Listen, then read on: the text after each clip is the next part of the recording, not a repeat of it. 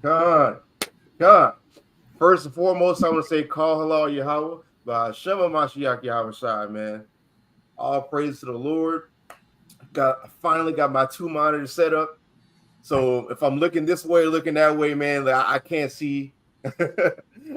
I can't, hold up. Matter of fact, don't want you can see when I'm looking at the screen. Am I looking straight at the camera? Yeah, you're looking straight. Okay. Yeah, I might need to flip those in the future videos. But we here we are, man. But yeah, this we're going to be continuing. We're going to be continuing with going through the book of Matthew and giving the Hebrew Israelite perspective. Because, like I said in the last video, we're the ones who've been entrusted with the full revelation of God. We are the ones who have the understanding. We're the ones that have the understanding greater than the Christians, greater than the heathen, greater than these people who think they know the Bible and who are not in covenant with God, right?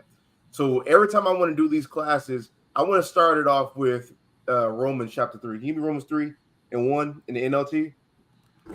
NLT. Let me put this right here.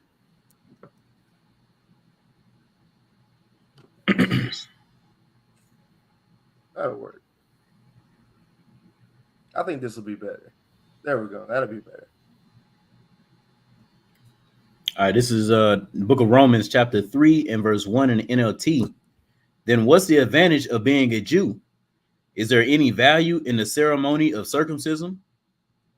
Yes, there are great benefits. First of all, the Jews were entrusted with the whole revelation of God. The what? With the whole revelation of God. We were entrusted with the whole revelation of God, not the Christians, not the damn Baptists, not the Pentecostals, the Catholics, the Jews, the true children of Israel were entrusted with the whole revelation of God. That's why we have a fluid understanding from Genesis to Revelations. It makes sense, right? What they believe in doesn't make sense. That's why I titled this class, and we're going through Matthew 4 through 5. It's going in the first part of it, Matthew chapter 4 is going through Christ when he got tempted 3 times and he holds his integrity. And Matthew chapter 5, where he gives a sermon on the mount. And the things that you see in Matthew chapter 5 specifically, it's very anti-Christian. And what I mean by that is, well, anti-Christianity, right? Because Christian means the follower of Christ, right? But everything Christ teaches in Matthew chapter 5 is heavily against Christianity. When we read it, when we go through the precepts, and look, man, I got a lot of precepts. We're going to be going a lot of places, right? So let's start in Matthew chapter 4. I'm going to need you to tee up the NLT in a little bit, though. Just letting you know. Let me get my NLT Bible then. Tee it up. Oh, I didn't even see that. Oh, Lisa, yeah, we know his name is not Jesus. We know that, right? But typing in Jesus gets you farther in the YouTube algorithm than typing in Yahushua. I don't know if y'all know that or not, but like you type in Yahushua, you're gonna get way less hits, way less dings. We're trying to get this gospel out to be seen before everybody, because the actual Yahushua, who everybody ignorantly calls Jesus Christ, said, "When his gospel is preached to the end of the world, then shall the end come." We'll hit that precept a little bit later, but we need this gospel to go out to all of our people.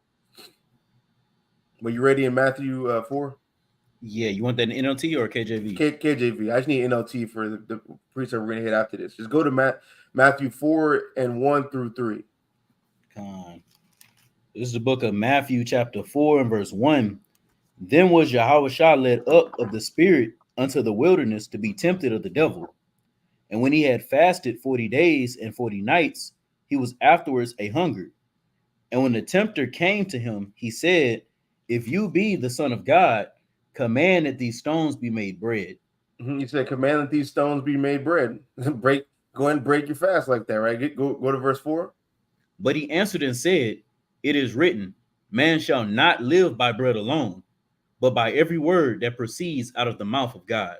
Now, the way Christ cut the tempter right here is so cold. Give me Deuteronomy 8 and start at verse 1. Yeah, because the verse that he quotes right here is Deuteronomy 8 verse 3. When you analyze what he's quoting, how technical the cut he's using right here gets just exposed and is great. I love it. And I love it in the NLT because it makes it so plain and so clear. And it goes with the theme of Matthew chapter 4 and all the way up 4 and 1 through, I guess it's verse 10, when the tempting spirit flees him. Because what you see in Matthew chapter 4 and 1 through 4 and verses 1 through about like 10, was it 10 or is it 20? I guess verse 11. This is talking about Hamashiach Yahweh's integrity. It's about his integrity and his character. And we see get the KJV real fast. I need you to give me something. 1 John chapter 2, verse 6. Because Yahweh Shai is supposed to be our example. We're supposed to read about him and mirror our lives and the way we walk after the way he walks. Right? I always bring this up. Is first Peter's chapter 2, verse 21. He is our example who did no sin, neither was God found in his mouth. He's our example. We should follow after his steps. Get that verse real quick.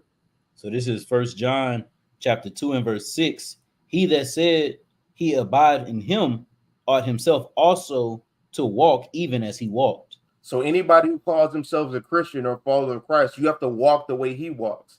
If we see that in 1 John chapter 2, verse 3, we have to examine the way Christ walked, examine the way he answered questions, examine the way he dealt with things. Right? This devil or this tempter came to him and said these things to him. The way he combats this demon is with the law. Christianity doesn't teach that.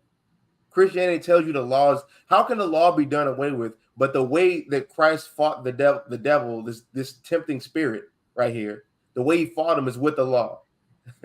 Those two things can't exist at the same. The law can't be done away with, and with the example of Christ left of fighting the devil with the law, those two things can't exist in the same space. That doesn't make any sense, right? So even just starting off here, that's anti-Christianity. That's against the tenets of Christianity. So read that again. Read that in 1 John chapter 2, verse 6. It's 1 John chapter 2 and verse 6. He that says he abides in him ought himself also to walk even as he walked. Mm-hmm. You have to walk even as he walked. So we're using his example of how he's combating the devil, this demonic spirit, or really just the tempter. Let's call it what it is, the tempter. Right? He used the law, and he used specifically Deuteronomy chapter 8, verse 3. Let's start at verse 1 to see how technical this cut is. And read that in NLT. Deuteronomy 8. That's what you need? Deuteronomy chapter 8? Yes, sir. So this is the book of Deuteronomy chapter 8 and verse 1 in the NLT. Be careful to obey all the commands I am giving you today. Then you will live and multiply, and you will enter and occupy the land of the Lord, the land the Lord swore to give your ancestors. Remember how the Lord your God led you through the wilderness for these 40 years, humbling you and testing you to prove your character. To do what? To prove your character. To prove your character. Remember I said in the beginning of this, in Matthew chapter 4, that all the verses going into him being tempted, his character is being tested. His integrity is being tested right here. Are you going to jump off of this high place and call the angels to come and save you? Because we know the Bible says that this would happen. Are you going to bow down before me to have everything? Are you going to break your fast? Are you going to break your fast and your agreement that you made with the Lord to humble yourself for a time just because you're hungry? All these things would damage his character, damage his integrity. All this shows us how integral Christ was. And all the three temptations that was given unto Christ are a lot of the same temptations we have as Israelites now in America. If we look at his example and hold fast to this, I'm like, dang, if he could do it, if he could fast for 40 days and for at least 40 days and 40 nights, right? And fight this tempting spirit at his weakest, at his most humble, his most vulnerable. We can do this when we live in a country that's filled with excess. A lot of people can't remember the last day they went without food. Most people can't do that and still fall for these basic temptations. A lot of people go through, like, if you drop a lot of these black Hispanics off into these third world countries, they'd be dead within an hour, probably. Right? Yep. What happens over there? A lot of people don't get to eat every day. A lot of people don't get to eat every other day, right? A lot of Israelites have it good and bad. Like, what I mean by have it good, I mean y'all at least eat something. At least eat something over here, right? You're not in full humble mode like how these people are over here. Y'all don't have to deal with such things, but yet, even in your comfortability and all your complacencies over here in Babylon, y'all still fall for these same temptations. Y'all still use your position for evil. A lot of y'all still A lot of y'all will sell out your soul for gain. A lot of people will break their truce with the Lord or break their oaths with the Lord off of their own emotions or off their own feelings, right? And everything we see in Matthew chapter 4 is Christ rejecting that, being integral and having his and keeping his character. And it's so fitting that the verse that he quoted, the very first verse he quoted to fight the tempter, is an example of when our character was tested. How fitting is that, right? Keep going. And to find out whether or not you would obey his commands. Yes, he humbled you by letting you go hungry and then feeding you with manna. Now watch this. Stop right there. He humbled us by when we were walking in the wilderness, these undeveloped lands, right? We were hungry. We didn't have food. If the Lord didn't feed us manna, we were going to die. That's what we see when reading Exodus and some parts in Deuteronomy, right? That's what we see. So the Lord decided, since he loves us, since he made a covenant with our forefathers, Abraham, Isaac, and Jacob, he wasn't going to let us perish or let us die. So he fed us with manna.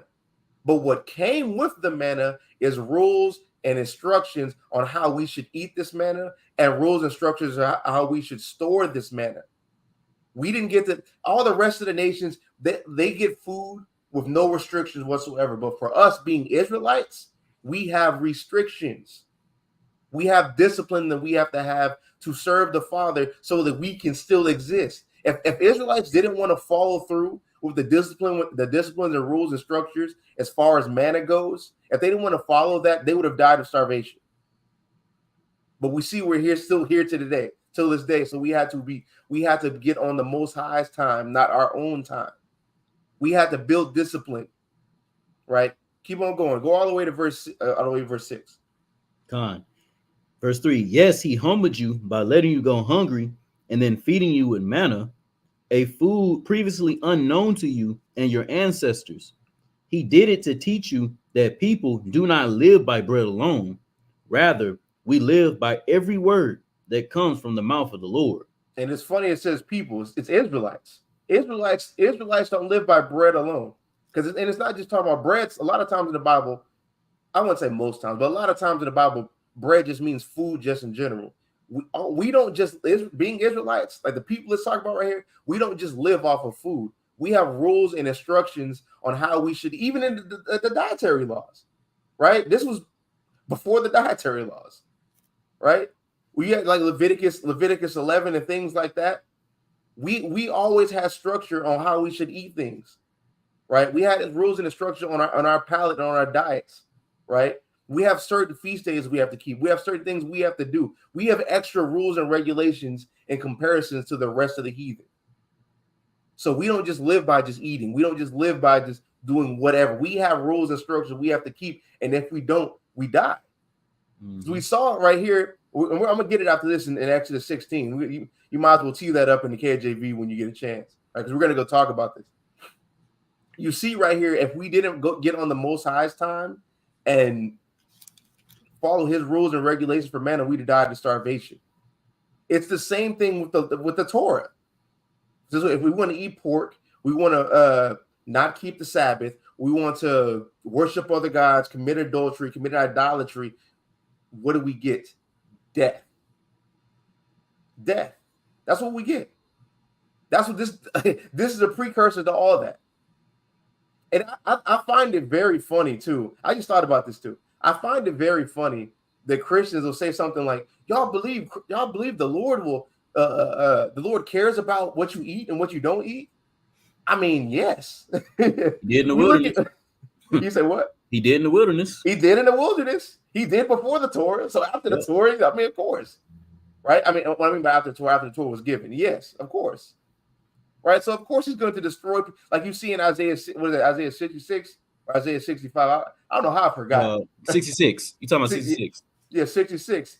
He's going to destroy people eating pork, the mouse of the abomination. Right? Everybody who's not under his dietary, that's going to happen. Right? As he should.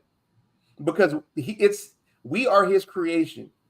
Nobody can resist his will. If he said, I'm going to do this, and he said, you're going to live by these rules, or else it is what it is, right? It is what it is. So he's not a man that he should lie, nor is he a man that he should change. He says, "I should." He literally says, "I, the Lord, don't change. Bro. I do not change, bro." What are we talking about? But where'd you leave off at? At verse 4. Okay, keep going. Verse 4, for all these 40 years, your clothes didn't wear out and your feet didn't blister or swell. Think about it. Just as a parent disciplines a child, the Lord your God disciplines you for your own good. Look at that. The Lord disciplines you for your own good. He taught us discipline. The passage that Christ quoted against the tempter, right? Because the tempter wanted him to forget about his discipline, forget about his character. Just go ahead and go eat. Just break this fast. Just go ahead and do it, right? But the passage that Christ quoted is about how the Lord showed us discipline. That's crazy. That's a technical cut. Yahushua is just a fountain of wisdom, right? You read verse 6? No, this is the last verse. Yeah, go ahead. Verse 6, so obey the commands of the Lord your God by walking in his ways and fearing him. So obey the Lord your God by walking in his ways and fearing him. We're under his rulership. That also goes into how technical that cut is. He's not obeying I don't have to obey you. I obey the Lord. Just like you see in Acts, what is that? Acts 5 and 29. We should obey God rather than men. Rather than men, yep.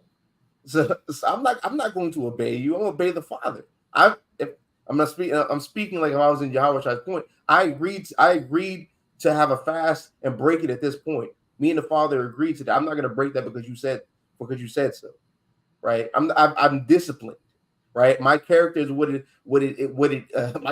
character is what it is, right? I'm not going to break that, and he did that to show us that we need to be that same way. We have other examples. What is that? 2 Maccabees 6, where it talks. What is that?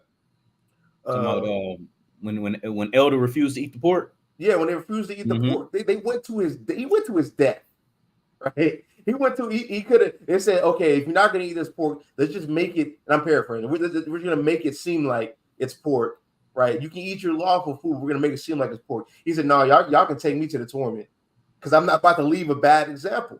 In the same fashion, Christ didn't leave a bad example for us, right? We have some like it's so cool how we have these famous men, like it talks about in what is that? Sirach, I believe it's Sirach 44, where we praise the famous men who preceded us. Right? We have Yahushua, we have the Jews in 1st and 2nd Maccabees, we have Moses, we have Joshua, we have all these great leaders and who set good examples for us. Right? All praises for that, right? I just wanted to put that out on the table. But go ahead. But apparently, right after Christ died, all that gets thrown out the window. Yeah, you don't gotta have no character, man. You know, character. Like nobody can stop saying. You know, when you see a woman over there, man, you have to look at her. Madness. That's crazy. That's crazy. Y'all don't have, and it's so crazy that an ideology like that can exist, because it's like you can tell that it comes from heathen and Gentiles, because they're just animals. Like, just think about this: an animal just goes off its instincts. An animal doesn't have like intelligent thought. For the most part, it doesn't have intelligent thought to think, to do. Just like how we're made after the image of God, like you see in Genesis chapter 1, to be a ruler and to have dominion over animals, right? We have the cognitive thought that they don't have. Right. We're taught discipline that the animals don't have. That's how the Gentiles are. That's exactly how the Gentiles are. So what kind of surprise? Why should I be surprised when they say we can't stop sinning? Of course you can't do that, because it's not in your nature. That's how you know what the doctrines that we get in the Black Christian church, Baptist church, comes from the heathen, because that's what they believe. Yep. That's how they act. That's their nature. You got something you want to say? No. Yeah, go ahead and go to Exodus 16 and 3. KJV. Go. This is the book of Exodus chapter 16 and verse 3. And the children of Israel said unto them, would to God we had died by the hand of the Lord in the land of Egypt, when we sat by the flesh pots, and when we did eat bread to the full. For you have brought us forth unto the wilderness to kill this whole assembly with hunger. We so wicked. Oh, he just brought us out here to die, man. Like, bro, you can't tell me you reading this. Anytime we have murmurings against the Lord or Moses, right? You can't tell me that just don't sound like just black people, bro. Yep. You can't tell me this stuff, bro. Just murmuring. That you just walked across the sea dry shod. You just saw Pharaoh get swallowed up in the ocean. You saw all the plagues of Egypt just to get delivered from all that. And to then start talking about the Father, literally biting the hand that feeds. Yeah. Niggas, right? God, this verse 4. Then said the Lord unto Moses, behold, I will rain bread from heaven for you, and the people shall go out and gather a certain rate every day. Hold it, stop right there. They'll gather a certain rate every single day. This is going into the discipline which the Lord gave us. We're not to eat in excess. We're not to, in this case, we're not to eat in excess. We're not to just go without, rather, right? We have to have a certain specific rate that we have to have, and on the the day before the Sabbath, we have to gather two times that amount to have over for the Sabbath, so we don't go out there and work, right? And the Lord did all this to test our character. That's why the next part, read the next part. And gather a certain rate every day, that I may prove them whether they will walk in my law or no. So whether we walk in his law or no. And you know how he does that? I'm going to put y'all to the brink of starvation, right? And I'm going to supply you with bread and put rules and regulations on it. That's how he tests you. And you know what happens when you fail that test? You starve. Death. Death, right? Just like with the Torah. Yep. Just like with the Torah, man. You can do. Give me Romans 6:23. I keep on saying, give me Romans 6:23, bro. You keep on breaking my laws. You F around a little bit. You find out a little bit, right? You F out a lot. You find out a whole lot. Like how Peter talks about, what is that second? Not with Peter. That was 1 John. Was it 1 John 5 where it talks about, if a brother sins a sin not unto death, you should pray for it. But if you sin the sin unto death, you're not going to pray for it. You find out a little bit with a sin not unto death, but you find out a whole lot with a sin unto death. You find out you don't give an offering, that nigga, you are the offering. That's what happens. Go ahead and pull that verse. This is Romans chapter 6 and verse 23. For the wages of sin is death, but the gift of God is eternal life through Yahweh Shah HaMashiach, our Adawan. But let's stop right there. The wages of sin is death, man. That's your payment. That's your payment, and it's always been our payment. It's our payment before the Torah. It's our payment. Our payment now, especially now, right? Because we don't have a temple to make reconciliation for our transgressions. We don't have that. We don't have a priesthood set up to allow us to do so. All we have is Yahweh Shai. He gave you that second chance. What are you going to do? The ball. He passed you the ball. Like it's like you missed the shot, right? You know how Christians talk about sin. It's not transgression of the law. It's missing the mark, right? You missed the shot, right? But now, instead of that being your last shot, Yahweh Shai gets the ball, pass it back to you, right? You get to shoot again. Now, what you gonna do with it? Yep. Right? Yep. I got a precept. Go ahead. This is Deuteronomy chapter 30 and verse 19. Hold on real quick. All praises, man. The water Demetrius for your gracious donation, man. Barakatah, man. Go ahead. This is Deuteronomy chapter 30 and verse 19. I call heaven and earth to record this day against you, that I have set before you life and death, blessings and cursings. Therefore, choose life, that both you and your seed may live. Get Deuteronomy. He said Deuteronomy, right? He said, I set before you Deuteronomy 28. Here's the blessing. You can have all this, And I said before you the curses, you're gonna take your ass on the slave ship, man. You know, it is what it is. He said before it's life and death. What we're trying to do right now, we're the people who chose life. The people you Con. see doing this, see the people you see giving up their entire weekend or the better parts of their weekend to serve the children of Israel. These are people who chosen life. We're trying to get you to choose life and to maintain your integrity. You have to maintain your integrity, just like how Christ did. And we're trying to get our people, we're trying to sharpen our people, really. That's a better word. We're trying to sharpen our people's integrity to show you how, to show you, basically to show you the minute details about somebody who's integral. And the most integral person we've ever seen is Yahweh Shai Mashiach, humble all the way into his death. Yep. Humble all the way into his death. And we're trying to show our people how you can be that. Because that's what the elect give me first Romans 8 verse 29. Right? That's what the elector literally is going to look like. Okay. This is book of Romans chapter 8 and verse 29. From whom he did foreknow, he also did predestinate to be conformed to the image of his son, that he might be the firstborn among many brethren. Conform means changed into, right? Which also lets you know that they're most likely were sinners before. Yep. The people who's predestined to be saved, if you're already going to come out of the womb being a full image of Christ, how are you going to be conformed into the image of Christ? Like that doesn't work. So most likely they're going to be sinners, maybe the worst of us, turned into the perfect spitting image of Yahweh Shai Mashiach. And when we see the word image right there, I've broken this down several times. It's icon, which means a moral likeness of. People are going to have the moral likeness of Yahweh Shai. And that's what we're trying to bring our people closer to. That's what we have to do. We have to do that to then do that to y'all. That's what the Lord requires of us. And even Paul said, I think Paul said, "It's woe unto me if I preach not the gospel." Right?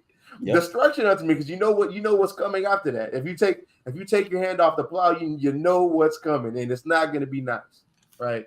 I've been in this truth for 7 years. I've seen it. It's not pretty, right? It's not pretty. But go back into Exodus. You want the next verse? Where we left off on. This is Exodus chapter 16 and verse 5. And shall come to pass that on the 6th day they shall prepare that which they bring in, and it shall be twice as much as they gathered daily. Mm-hmm. And that's talking about the preparation day before the Shabbat. Mm-hmm. Go ahead. And Moses and Aaron said unto all the children of Israel, at evening then shall you know that the Lord hath brought you out from the land of Egypt. And what does that mean? You shall know the Lord that brought you out of the land of Egypt. You're going to obey this person, this entity, this I mean, he's existing. So I mean, you got to say this entity, right? You're going to obey this power, this God, and you're going. There's no choice in this matter. You will die otherwise. You're going to know this entity, know its rules and structure, and abide by it. That's what's going to happen. You're going to follow these commands. Go to verse 13. This is Exodus chapter 16 and verse 13. And it came to pass that at the evening the quails came up and covered the camp, and in the morning the dew lay round about the host. And when the dew that laid was gone up, behold, upon the face of the wilderness there lay a small round thing, as small as the hoar frost on the ground. The hard frost on the ground, hard just going into gray or white, like how you see the hoary head, like a hoary head's going into like an aged man who has grays in his hair. Just letting you know the color of it. It's white. It's small little white pebbles, right, on the ground. Go ahead. And when the children of Israel saw it, they said one to another, it is manna, for they wist not what it was. They knew not what it was. Like what wist means, like to know or have knowledge of. So they didn't know what it was. They'd never seen this before. Go ahead. And Moses said unto them, this is the bread which the Lord hath given you to eat. This is the thing which the Lord has commanded. Gather of it every man according to his eating, an omer for every man according to the number of your persons. Take you every man for them which are in his tents. So we ate it by measure.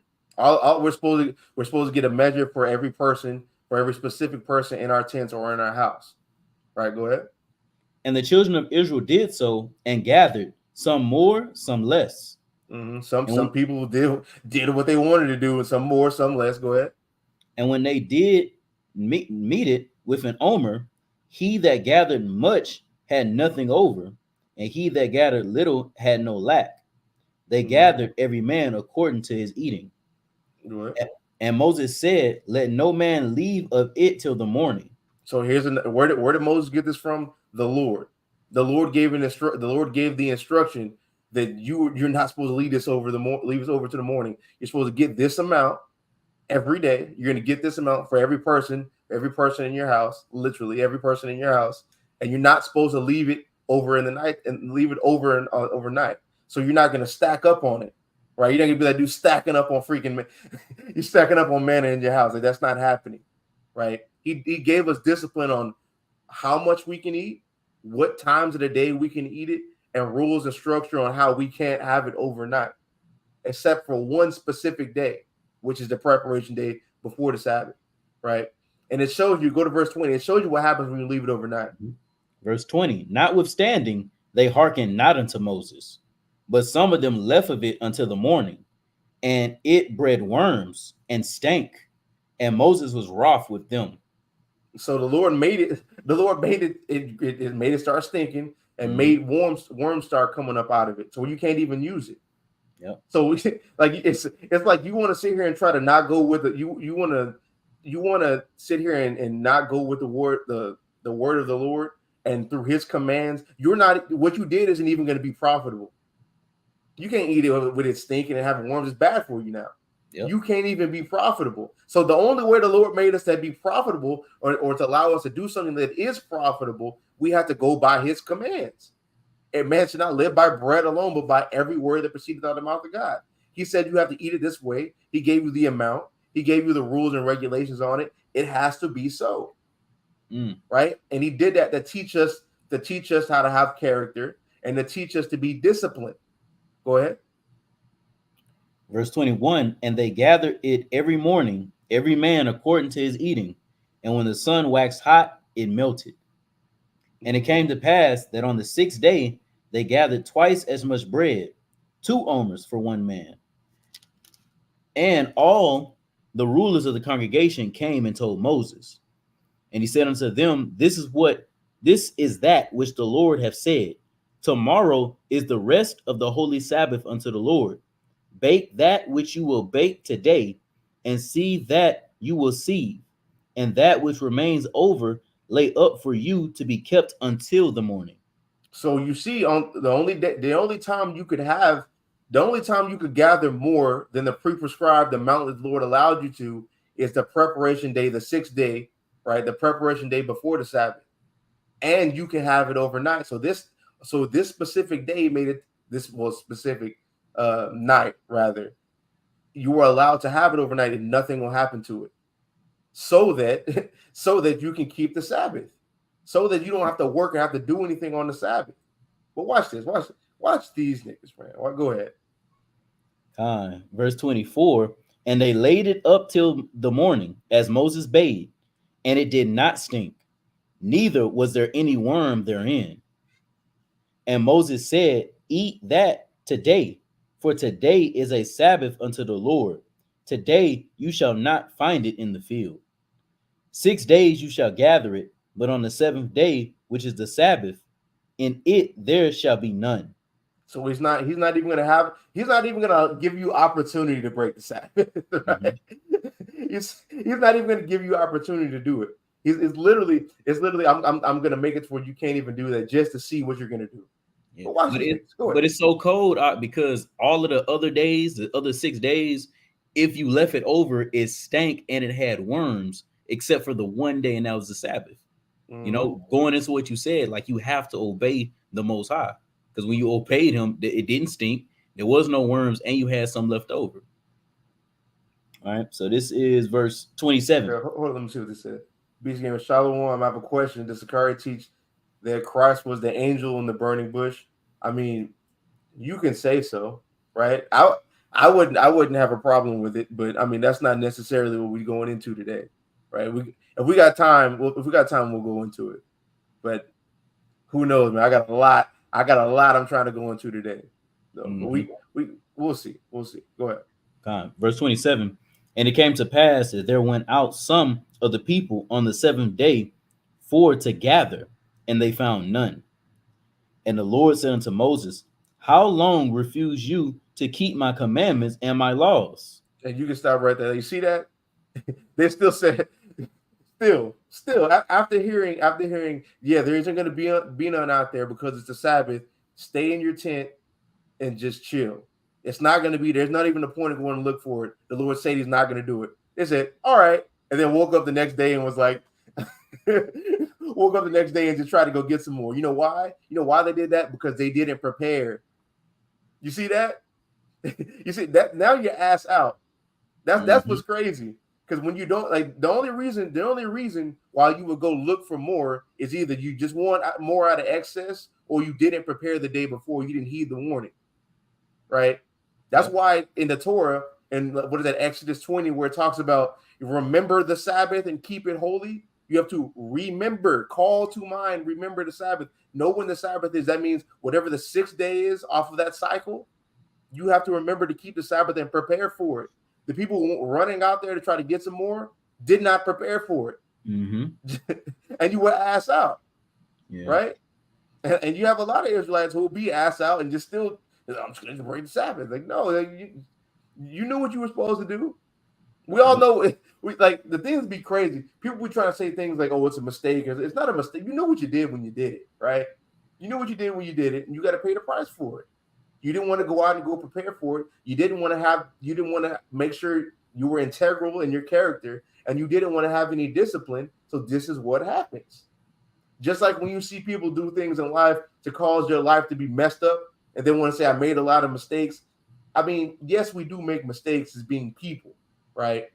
But there's a lot of stuff that people do in their lives that you knew better and still went the other way, and now you're crying about what happens, right? It's the same thing in this moment right here. Y'all didn't want to prepare for the Sabbath. Y'all knew there wasn't going to be nothing. Y'all knew that the Lord said, go prepare for it, get double the amount because there ain't going to be nothing out there. You didn't want to listen, and now you're ass out. Just like people who be ruining their life and now want to cry about the results of their actions, right? My dad told me don't. If my dad, right, I'll give you a perfect example. My dad was beating ass. I'm gonna, if there was ever a dad who was beating ass, it was my dad, right? So if I ever did anything, right, my dad said, don't do this. You know what was coming after I did that immediately? An ass whooping, right? And was it my dad's fault? No, it wasn't my dad's fault. It was my fault for my actions. I heard what he said. I did the opposite, and then he beat my ass, right? That's what was happening. And that's the same thing with the Lord. That's how he chastened. Go back to that Deuteronomy. Go back to that Deuteronomy 8 NLT. Because this is all we need right here. I just wanted to show what they were talking about in Deuteronomy 8. But go back to that Deuteronomy 8 and 6. Because we're talking about that discipline. Well, it starts at verse Deuteronomy 5. 8 and 5. That's what I wanted, yeah. So this is Deuteronomy chapter 8 and verse 5 in the NLT. Think about it. Just as a parent disciplines a child, the Lord your God disciplines you for your own good. He disciplines you for your own good. We heard about all the scriptures that Christians like to use. Spare the rod, spoil the child, man. The Lord my dad wasn't doing that at all. My dad was not doing that at all, right? So it also speaks to their faith as well. Because they truly believe God, they would have listened to what he said and they would know, okay, if I go gather, ain't nothing gonna be out there because he told me nothing was gonna be out there. And what does that all point to? James 2. Faith without works is dead. You show your faith by your works and by your actions. What kind of, it's just like, we talk about things like that, then we hear Christians talk about I don't got to keep the. What do you do then? What makes you a Christian?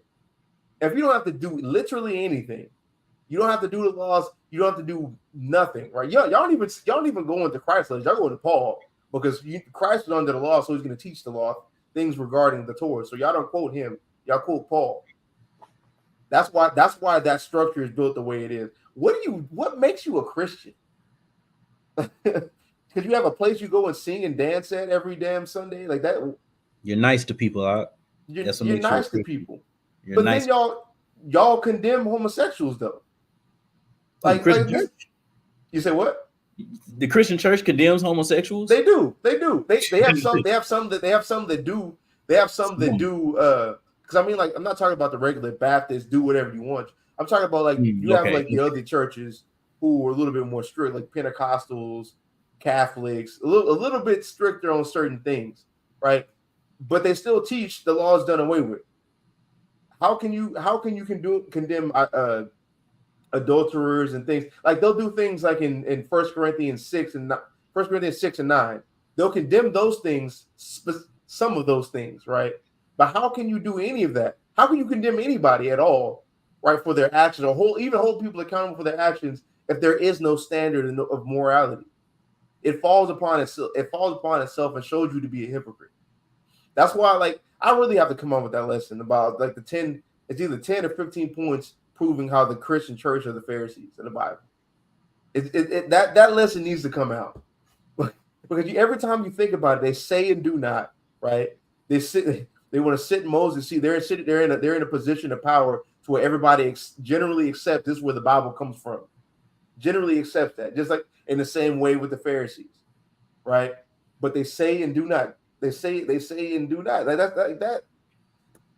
All these points, all of Matthew 23 is a Christian church. It's wild, right? But go back into Matthew 4. It's wild. All right, this is the book of Matthew, chapter 4, and verse 5. Then the devil taketh him up unto the holy city, and sitteth him wait. There's two things I want to get. There's two things I want to get before we keep going to that. Give me Proverbs 11 and 3. Right, because like I said before, the temptation they're seeing right here, they're really all going into the same thing, and it's integrity and character. So get this verse for me in Proverbs 11 and 3.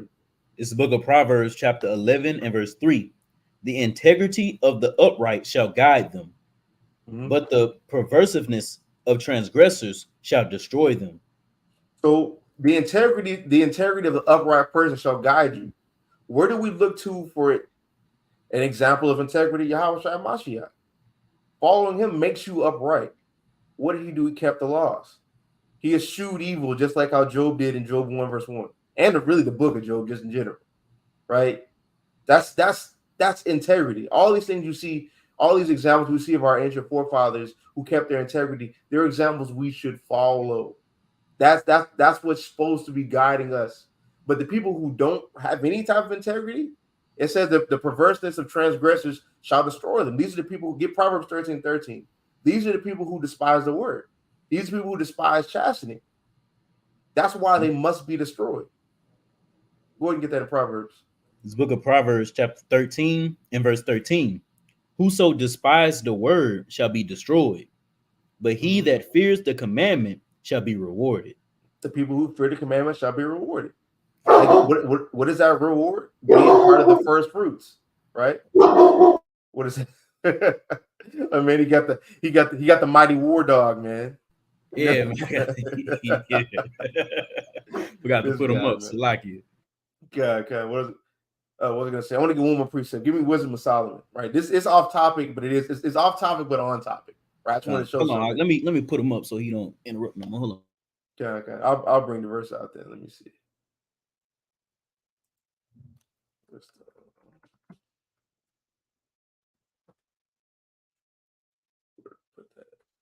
I think it was with Solomon 16. All right, I'm back. Oh yeah, give me wisdom of Solomon 16. What verse? Start at 20.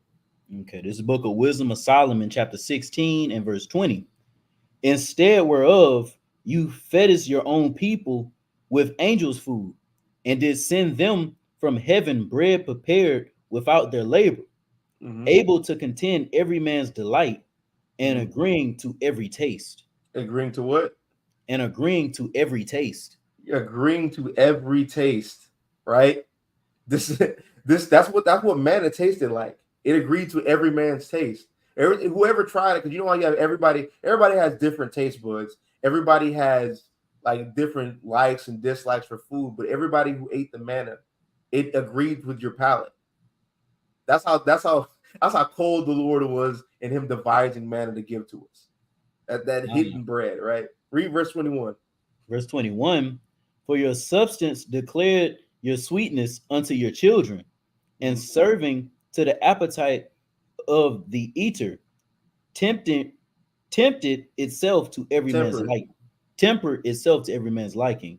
The manna was tempered to every man's liking. So if you like steak, right, that was one of your favorite foods, there's manna that tastes like it, right? If you like X, Y, and Z, the manna tempered itself or changed itself to suit whatever your favorite food was. That's cold. I forgot about this precept. I knew I was going into manna today. I hit up Isaiah for this precept. I remember we went in on this at the Airbnb, but I forgot it. So I hit him up. I was like, bro, we got to bring this precept out. The Lord was cold. The Lord still is cold. But I'm just saying, like that is crazy, bro. This is the power we get. Let's think about this, bro. This is the God we got.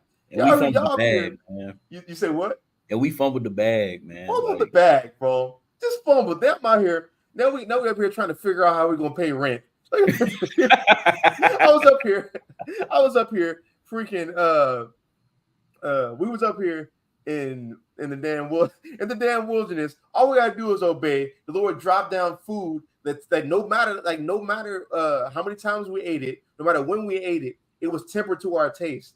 Whatever your favorite food was like, it tastes like. If you like loaded nachos, tastes like loaded nachos. If you like T-bone steak, tastes like T-bone steak, man. Right? We all fumbled that. You fumbled it. Didn't them Negroes get tired of it? Didn't they get tired of it? No, you can't. You can't get if it tempers itself to whatever a man's appetite is. You can't get tired of it because when you get tired of something, it's like I want something different, right? I have an appetite for something different. But if it tempers itself to your appetite, it's gonna change it to whatever that is, right? And y'all fumbled it, bro. What they saying? What was that Migos song? I get the bag. Oh yeah, well they had it, they fumbled it. I get the bag, flipping it. Bro, I'm telling you, bro, we just man. But like I was saying before, now we're in America. Now we're in Babylon the Great, trying to figure out how we're gonna pay rent, bro. Every month, bro. It's like no matter how good I do, no matter how good I do financially, for some reason,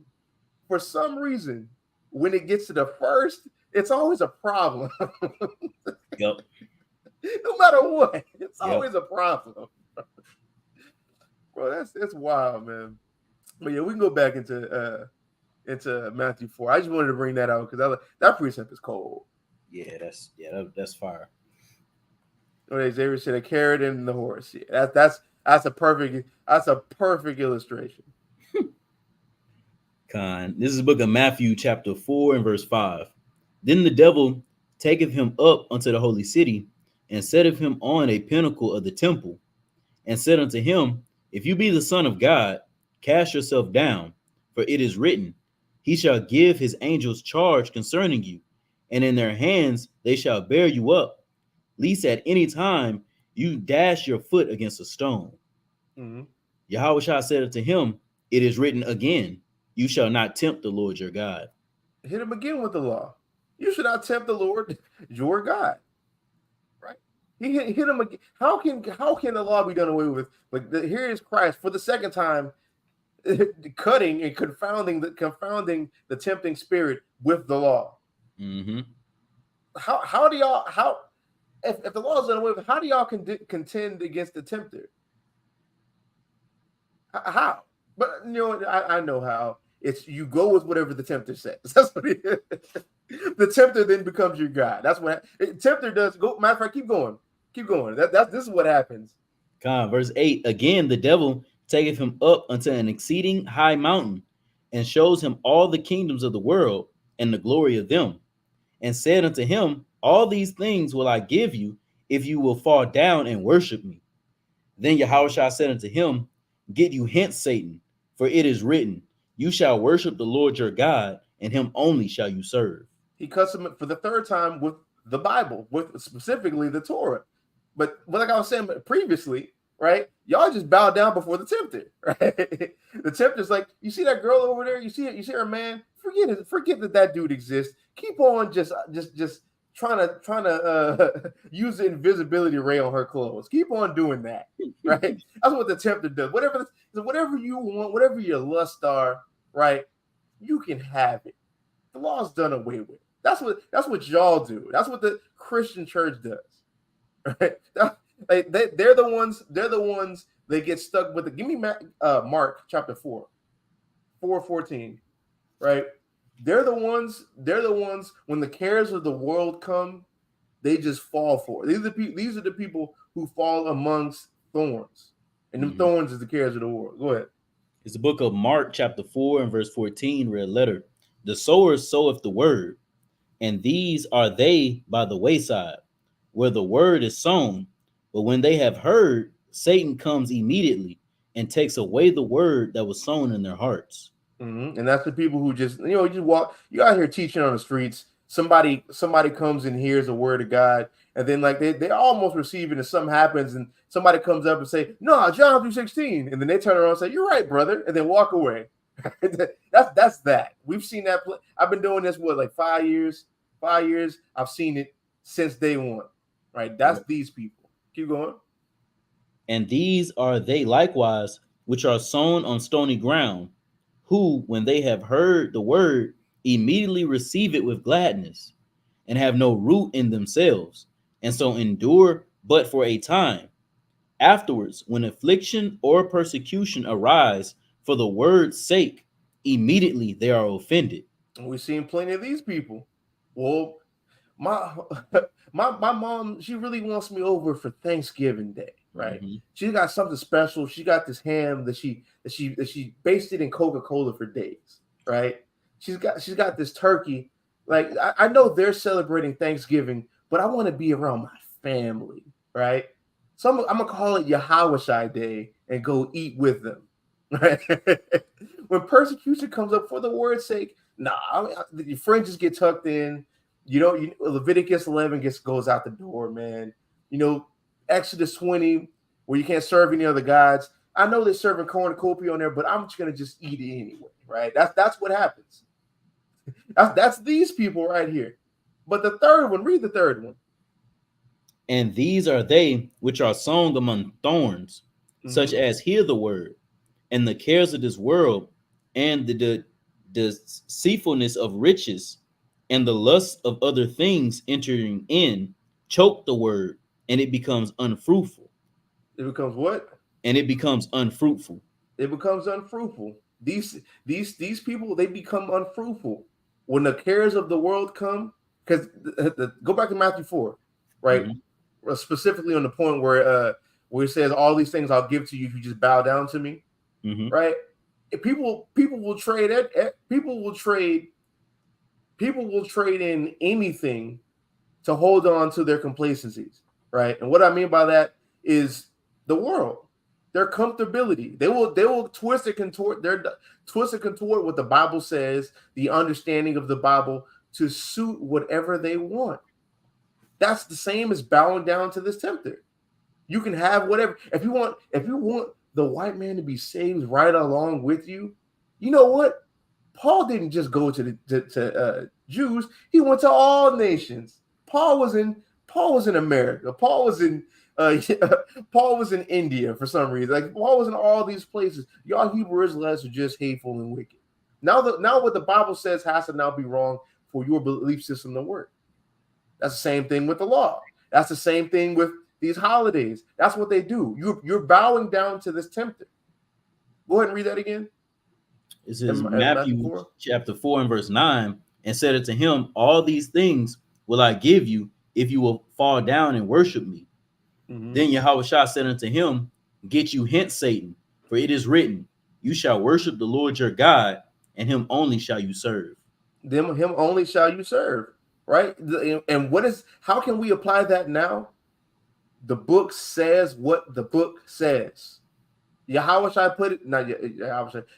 put his Holy Spirit upon men to write the Torah, to write to write things we see in the prophets, for the apostles of Yahushua to write what they said, for the revelation to come to John the Revelator, right? It says what it says. All these things about how salvation is not for the other nations, how it's only promised to Israel, how only Israel shall be justified. It says what it says. All these guys who want to make videos about us and want to do all these things, they'll never address those. That never ever happens. And when people try to bring these verses out to them to try to confine them, they've heard them before. It just doesn't mean what we say it means. It doesn't. Matter of fact, not what we say. It doesn't. God doesn't mean what God said. Then, due to their lust and due to their wants, they're bowing down to the tempter. They don't hold to the integrity of the Father. They don't go to the law and to the testimony. That you have to really think about. Somebody's blind enough to say that the heathen can keep the law and now be righteous. How can a heathen keep the laws on usury? How can a heathen keep the dietary laws when there's a law for us and a law for them? As far as I can't sell them roadkill. I mean, I can't sell my people roadkill, but I can sell it to the heathen. I can't put usury on my brother, but I can do it to a heathen. I can't have slaves, chattel slaves of my people, but I can do it to the heathen. How are they going to keep that? What does that even look like? But they'll never go into that ever. Will never like that will be in the law. Y'all say they have to keep this, but y'all never understand. Y'all never break those down to give somebody understanding. And it will be easy. That if you want to confound us, that's how you do it. You see us respond to videos and to respond to the way people break down the Bible. We go point for point to show how this doesn't work, but y'all never do that. You know why? Because you've been blinded. Because you've bowed down to the tempter. You don't have no type of integrity. That's why everybody who holds to things like that, when you look at their ministry, when you look at what they teach, it's the same thing as Christianity, but with a Hebrew Israelites, with a twist of Hebrew Israelism, right? You know how they talk about Pepsi with a twist of lime, right? It's Christianity with a twist of Yahweh Bashem Yahweh Shai. That's the only difference. But most of the time, are higher, but same. You know, this is the gist. You know what I mean? Right? You know, GOCC, man. It's Christianity with a twisted line. Twisted T, huh? That twisted T, man. Lord Christ. Go to verse. Read verse 10 and then go to verse 11. Matthew chapter 4 and verse 10. Then said Yahushua unto him, Get you hence, Satan, for it is written, You shall worship the Lord your God, and him only shall you serve. Then the devil leaveth him, and behold, angels came and ministered unto him. You see that? He got a reward for it. Get James 1. Get James 1 and 12. He got a reward. He suffered through all that temptation. He fought it with the Torah, right? And then the devil left him after he fought it, right? And then angels ministered unto him. He was rewarded. Why don't they teach this in Christianity? Like, this is Christ. Like, if y'all talking about, we gotta fight the devil, right? You know, you gotta stick it to Satan. Command Satan to get out of your life. How did Christ do that? Oh, I know, by going to the laws. This will never get read in the church, because there's no way you can, like, to be honest, I would love to see it. It'd be hilarious. There's no way you can believe in Christianity and be a pastor and teach what you teach and break this down any other way correctly. There's no way. I'd love to see it. It'd be funny, right? Show me the tenets of Christianity as far as the law being done away with. It was nailed on the cross, right? And break this down. I'd love to see it, because you can't do it without lying. You can't. Go ahead, read that in James. It's the book of James, chapter 1 and verse 12. Blessed is the man that endures temptation, for when he is tried, he shall receive the crown of life, which the Lord has promised to them that love him. You see that? Blessed is the man that endures temptation, because after he endures temptation, he will get that crown of life. Just like how Yahushua, being our example, endured temptation, right? Eschewed evil, and now angels ministered unto him. You see that? You see how our doctrine works from the beginning, from everywhere in the Bible? You see how it works here and then works there also? Harmony. Harmony. It harmonizes, man. Go ahead. Keep going to Matthew 4. Come on. It's Matthew chapter 4 and verse 12. Now, when Yahweh Shah had heard that John was cast into prison, he departed into Galilee. And leaving Nazareth, he came and dwelt in Capernaum, which is upon the seacoast, in the borders of Zabulon and Zebulon. Zebulon and Nephilim, that it might be fulfilled which was spoken by Isaiah the prophet. That's from The land, Isaiah. It's going into Isaiah 9, right? Which is really talking about Yahweh Shai's movements, right? Mhm. Because it talks about this light will come. Basically, what's being said right here in Matthew is what's being quoted out of Isaiah 9 about how a light shine in that place, right? Now, it's naming tribes that for a totality, and the bulk of these tribes, they're not there, right? So this is talking about something in the future from Isaiah's point, right? And when Isaiah lived there, the other tribes are already gone as a book. So this is talking about something different. This would lean towards Yahweh going in that place to fulfill this, to be that light. Get John 1 and 4 real quick.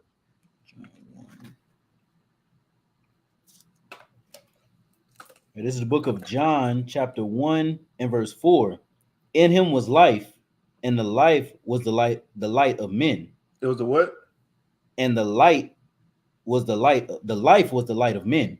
He was the light of men. Do it. And the light shines in darkness, and the darkness comprehended it not. See, the light shines in darkness. That's going right along with this. The light shining. He was the light. He was the light to men. That's why a whole bunch of people followed him, even in this chapter, at the end of this chapter, because he was a light unto Israel. Like, because people want to talk about the light to the Gentiles. Yahweh Shai Mashiach was a light unto Israel, to make Israel a light unto the nations in the future. Yep. A lot of people don't want to talk about that. They just think he's the light. Oh, he's the light to the Gentiles. If you want to look at it, if you want to zoom out, sure, but ultimately he's a light unto us to make us to correct us and rebuke our evil spirits, so that we can be a light unto the nations. As far as the teaching and example, I had a whole brain fart. As far as the subject of being an example to people, let's just say it like that, right? That's what that's going into. So what? So like a template. Like a template. There you go. Like a template. Mm-hmm. Right. So go back into actually get John 4. Get John 4. Because even at this time, John 4, where did I write down? John 4 and 7. Just start at verse 7. Mm-hmm. So I said previously the northern tribes are already gone. They already carried off to Syria, XYZ, right? In the time of Isaiah, right?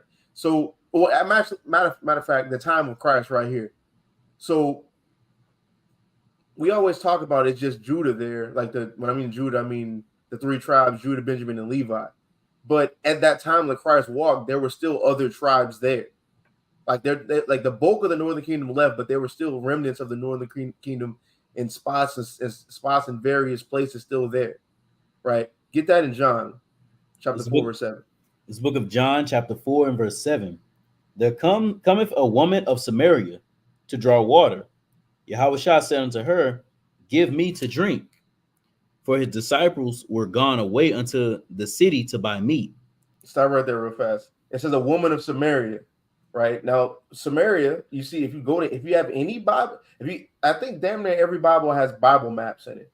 Yep. Right? When you go look in the Bible map before the time of Yahweh Shai, that was northern tribes staying there in Samaria. In those lands, staying there. So when you get to the time of Yahweh Shai, right?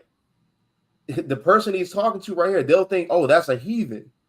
But that's actually that woman at the well right there. Because they like go here to try to say, what about the woman at the well? You know, it's just I can't.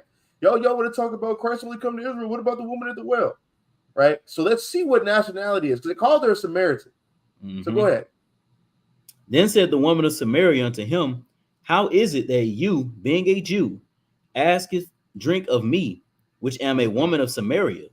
For the Jews have no dealings with the Samaritans. It said the Jews have no dealings with the Samaritans. So they're like, see, she's not saying she's an Israelite. She's not saying she's a Jew. And Jew at that time is Judah, Benjamin, and Levi. Go ahead. Yahweh Shah answered and said unto her, if you knoweth the gift of God, and who it is that said to you, give me to drink, you would have asked of him, and he would have given you living water. The woman said unto him, Sir, you have nothing to draw with, and the well is deep. From whence then have you that living water? Are you Mhm. greater than our father Jacob? Well, that's the point. Read that again. Are you greater than our father Jacob? What does our mean? Yours and mine. Are you greater than our father Jacob? She differentiated herself from the southern kingdom. So what does she have to be if she's a descendant of Jacob? She has to be a northern kingdom Israelite. Mm-hmm. That's why she say, "Are you greater than our father Jacob?" Showing you how we just casted off the northern kingdom like that. And said the Jews have no dealings with the Samaritans. We weren't dealing with them like that. And why? Because they was deep into idolatry. When we were the ones in the southern kingdom, when we were the ones really pretending like we were freaking about Yahweh, which is funny. And that's how ironic. It's not really ironic, but how freaking pitiful is that? The Jews at that time want to sit here and act like the northern kingdom are just not their brothers and sisters because they went off in idolatry, while yet at the same time worshiping other gods, worshiping the damn white man, and then still want to call out to Yahweh. That's Jeremiah the 3rd chapter. That's wild. And that's just like niggas, man. Nose puffed in the air, but still horrible people behind closed doors, right? But this ultimately, this right here in John chapter 4 is showing you the woman at the well was a Northern Kingdom Israelite. To let you know that if she's a Northern Kingdom Israelite, her parents have to be Northern Kingdom Israelites. Must mean that also means there has to be some left over in that lands, just like in the lands of Naphtali and Zebulun, the place where Yahweh walked it, to be a light. Go back to Matthew chapter 4. I Verse 16. got a quick precept on what you said about us, not dealing with our Northern Kingdom brothers. This is Ezekiel chapter 11 and verse 15. Son of man, your brethren, even your brethren, the men of your kindred, and all the house of Israel holy, are they unto whom the inhabitants of Jerusalem have said, Get you far from the Lord.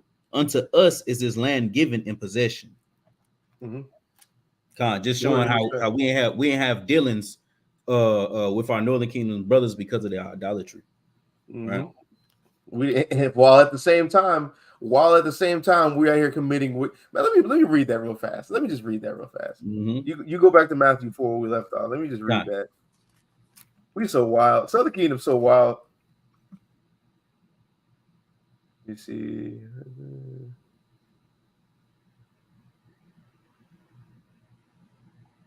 I'm reading NLT. I got an NLT. What is it? Jeremiah 3 and 6. It says, during the reign of King Josiah, the Lord said to me, Have you seen what fickle Israel has done? Like a wife who commits adultery, Israel has worshipped other gods on every hill and under every green tree. I thought after she had done all this, she would return to me, but she did not return, and her faithless sister Judah saw it too. She saw that I divorced faithless Israel because of her adultery, but her treacherous sister Judah had no fear, and now she too has left me and given herself to prostitution. Just like how the Lord says, okay, I'm gonna let the northern kingdom go do what they're gonna do. It's a time of casting away stones, but the time of Yahushua is the time of gathering stones. That's Ecclesiastes 3, and really just 3. You can just read it where it talks about it's a time and purpose for everything. The purpose at this time was the time of casting away stones, of casting away the northern kingdom for their idolatry. But Judah seen it. Judah saw what they did. Watch this. It says, verse 9, it says, Israel treated it so lightly, she thought nothing of committing adultery by worshiping idols made of wood and stone. So now the land has been polluted. Despite all this, her faithless sister Judah has never sincerely returned to me. She has only pretended to be sorry. I, the Lord, have spoken. So even though we sit here, oh yeah, we're acting like we're for Yahweh, but behind closed doors, we're secretly serving other gods just like how they did. Yep. Watch this. Verse 11. Then the Lord said unto me, even faithless Israel is less guilty than treacherous Judah. Because why is Judah more guilty than Israel, like the northern kingdom? Because Judah pretends to be like that wife who's down for you, but every time you go to work, she's freaking getting done in by another dude. But when you come home, she pretends like she's your wife. Now the other one, The other wife just went off and said, "Screw you, I'm gonna do whatever I want." She's keeping it. She's, to be honest, keeping it real. I'm gonna smash other dudes. It is what it is. But this one's like, you know what? You know what? I'm still your wife, but behind when you leave and go to work, I'm about to get tore up. Yeah, I'm next door with the neighbors. That's over neighbors, with all the neighbors, with all the neighbors. Oh God. She's the one. The Southern Kingdom's the one where it's like you go and introduce your wife to other people, and they be like, "Oh, that's your wife." Ooh. Hey, somebody's got to love her. I mean, that's Judah. That's how Judah was acting. And for us to pretend, for us to say what we said about the Northern Kingdom is wild. To be honest, it's wild. We just some niggas, man. But you can go back to Matthew 4. This book of Matthew, chapter 4 and verse 15. The land of Zabulon and the land of Naphtali by the way of the sea, beyond Jordan, Galilee of the Gentiles. The people which sat in darkness saw great light, and to them which sat in the region and shadow of death, light is sprung up. Yahushua. From that time, Yahushua began to preach and to say, "Repent, for the kingdom of heaven is at hand." That's how they saw a great light. Yahushua, the light, went to go tell them to go come back to the light. You see, Proverbs 6:23, the commandment is a lamp and the law is light. Yahushua was the embodiment of the word, so he was the light moving around and trying to get people to come back to the light. The people who sat in darkness over there, they heard, okay, now it's time to repent. That's what they heard. That's how he fulfilled Isaiah chapter 9. Keep going. And Yahushua, walking by the sea of Galilee, saw two brethren, Simon called Peter, and Andrew his brother, casting a net into the sea, for they were fishers. And he said unto them, "Follow me, and I will make you fishers of men." And they straightway left their nets and followed him. And going on from there, he saw other two brethren, James the son of Zebedee, and John his brother, in a ship with Zebedee their father, mending their nets, and he called them. And they immediately left the ship and their father and followed him. And Yahushua went about all Galilee, teaching in their synagogues and preaching the gospel of the kingdom, and healing all manner of sickness and all manner of diseases among the people. And that's what we do. We do the same thing, right? We go around, we go teach the gospel. We go to San Antonio. We be out here in Dallas. We have brothers in Houston. We have brothers in various parts of America. We got brothers outside of America doing this, and we're actually healing people. You know, when the publicans and the scribes and Pharisees asked Christ, "Why do you sit with sinners? Why do you sit with these people who are, even though they're sinners, but why are you sitting with known sinners?" Because the whole need not a physician, but the sick. Right? He's healing physical sicknesses, but he's also healing like the spiritual sicknesses in people. Right? Just the same way we do. We let people know that they're Israelites and the Lord requires them to keep this law. We're stopping gang violence. That's one less gang member. That's one less person shooting somebody. That's one less person selling or doing drugs. That's one less person taking somebody's wife. That's one less person doing something wicked. And that accumulates over time. That's why what we do is so polarizing, right? That's what's crazy.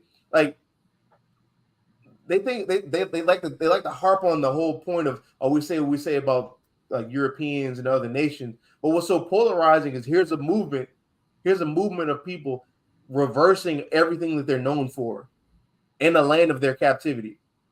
That's what's so polarizing about this. They want to make it seem about they're evil monsters trying to close the kingdom. But what's so polarizing is that we're really reversing all the evil nature, all the evil nature things that we've been taught in our life and what we've seen. That's why we're so famous. That's why our channels grow. That's why us just putting up a video gets a whole bunch of subscribers and a whole bunch of views. And I don't mean just Sakari. I mean all the Hebrew Israelite camps. It's polarizing because the people who's always been known for killing each other, selling drugs, playing every gangster on every movie ever, right? These people are doing the opposite of that and teaching people to do so. That's why we get so much fame. And that's the same reason why I read the next verse. That's why Yahushua gets his fame. And this verse 24, and his fame went throughout all of Syria, and they brought unto him all sick people that were taken with diverse diseases and torments, and those which were possessed with devils, and those which were lunatic, and those that had the palsy, and he healed them. That's physical and spiritual ailments, right? That's what's happening, right? That's what he did, and he got fame by that. And look what happens. Read verse 25. Verse 25, and there followed him great multitudes of people from Galilee, and from Decapolis, and from Jerusalem, and from Judah, and from beyond Jordan. They were looking at this man like he's a superhero. He's a like what we see about Superman, Spider-Man, damn freaking Iron Man, all the Marvel, all the what was it DC and Marvel, freaking Static Shock. I fuck with Static Shock. But all these superheroes, that's how Christ was. That's how Christ was to these people, right? And that's how we are. Really, we have the ability to affect. We're superheroes because us out here practicing the laws and letting our light shine to our people is us being superheroes because we affect change. Yep. We affect change in our people, and we have the ability to hasten the day of the destruction of our captors. That's how we're superheroes. That's why when Christ says, get John chapter 14 and 12, right? Talking about when Christ said we're going to do greater works than he is, Christ affected one small region of the earth. Paul, after that, Paul affected a bigger region of that area. And then in 2023, or really, like you want to say, like in the 1900s, this movement really started. Well, not really a movement, us reclaiming our nationality, right? That spread. It started on DVDs, then it went on YouTube, then we're just permeating everything. Everybody knows about the Hebrew Israelites, right? When I came to Dallas, I lived in Temple, then I lived in Waco, now I live in Dallas, Texas, right? When I got here, people already knew who I was. and what I mean that people already knew about the Hebrew. I was like, oh, you were the Hebrew Israelites, you out here doing this, doing that. I was like, dang, I didn't think we was known like that. Mm-hmm. We're permeated. I walked up, I was at HEB last week and saw a Hebrew Israelite. Hey man, hey, I got them things on me. He showed me his fringes. He said, hey man, I've been seeing you, man. Stay up, bro. I was like, dang. I was like, we almost out of here, bro. We're almost out of here. Yeah. Get that verse real quick. Unless you got something to say. Well, I was just gonna say, yeah, you right, because whenever I graduated college, man, I put fringes on my gown, on my graduation gown, and I was just getting stopped, and everybody was like, "Oh, you an Israelite, huh?" And I was like, I was just fresh in the truth, I didn't really understand, like you was just saying, like we're known, so I ain't understand. So it just shows, man, like you said, just like how Christ's fame goes out throughout the world, likewise ours, right? Mm-hmm.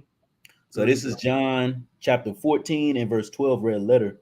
Verily, verily, I say unto you, he that believeth on me, the works that I do, shall he do also.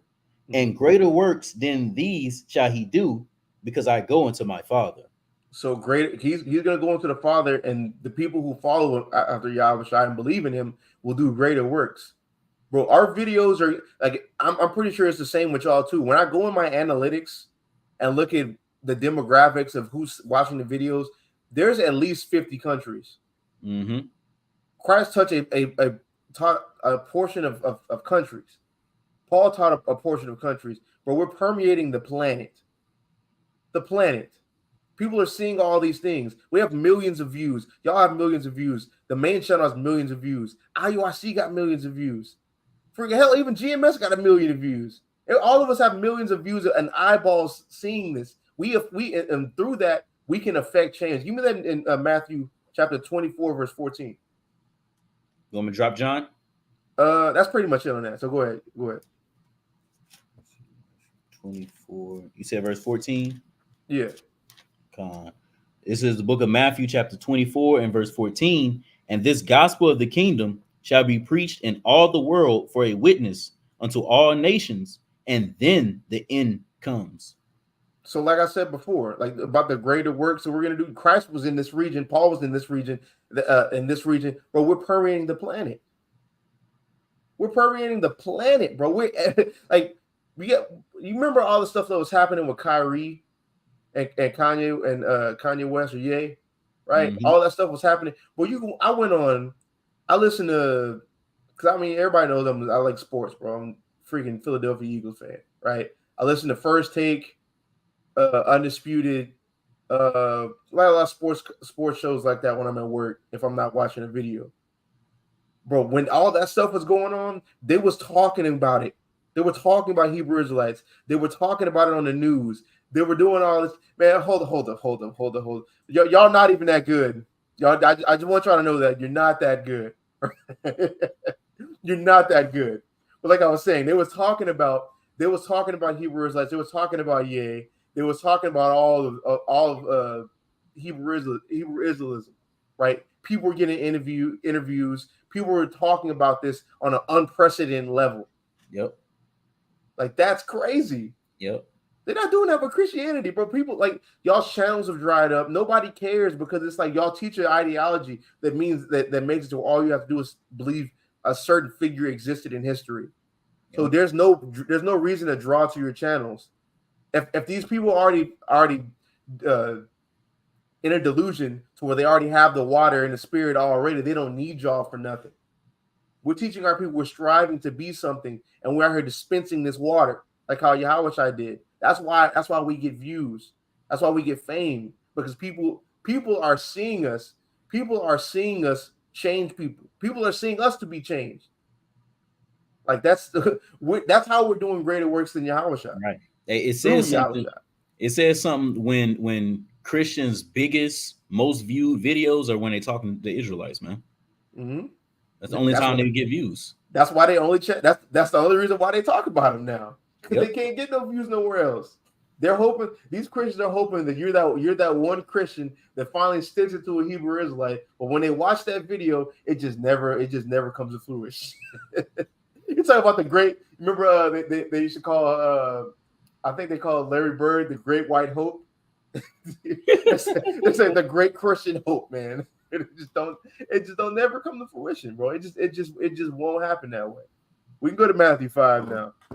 Okay.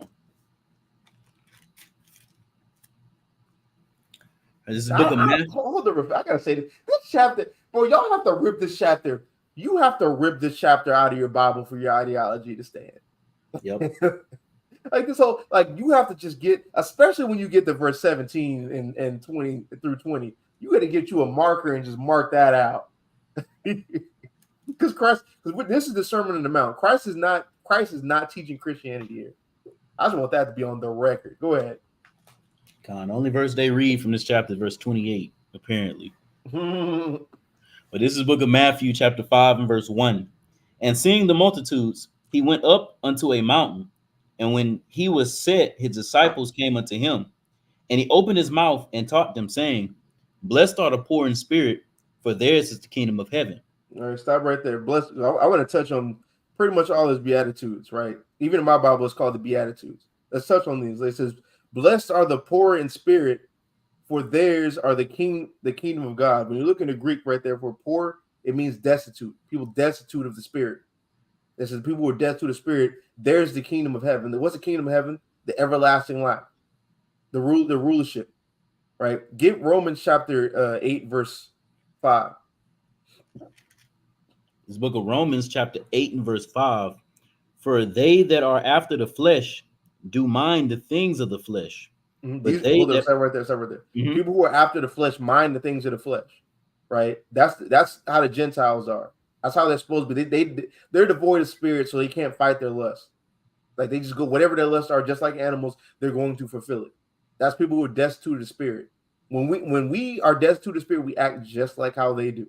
Right? So if we're of the flesh or destitute of the spirit, we're going to act like people who are of the flesh. Go ahead. Or we're going to act like the Gentiles. Go ahead. But they that are after the spirit, the things of the spirit. Mm-hmm. For to be carnally minded is death, but to be spiritually minded is life and peace. Mm-hmm.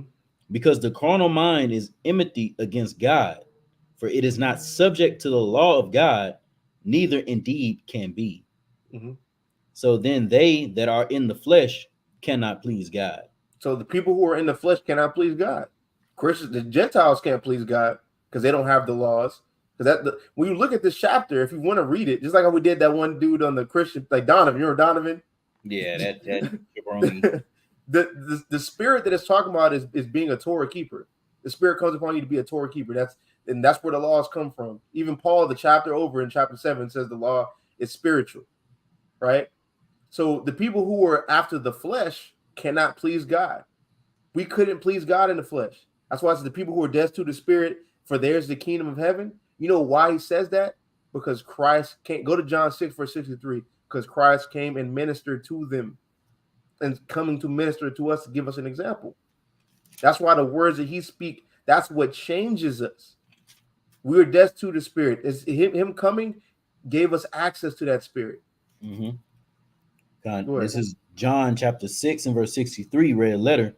It is the spirit that quickens, the flesh profits nothing. The words that I speak unto you, they are spirit and they are life.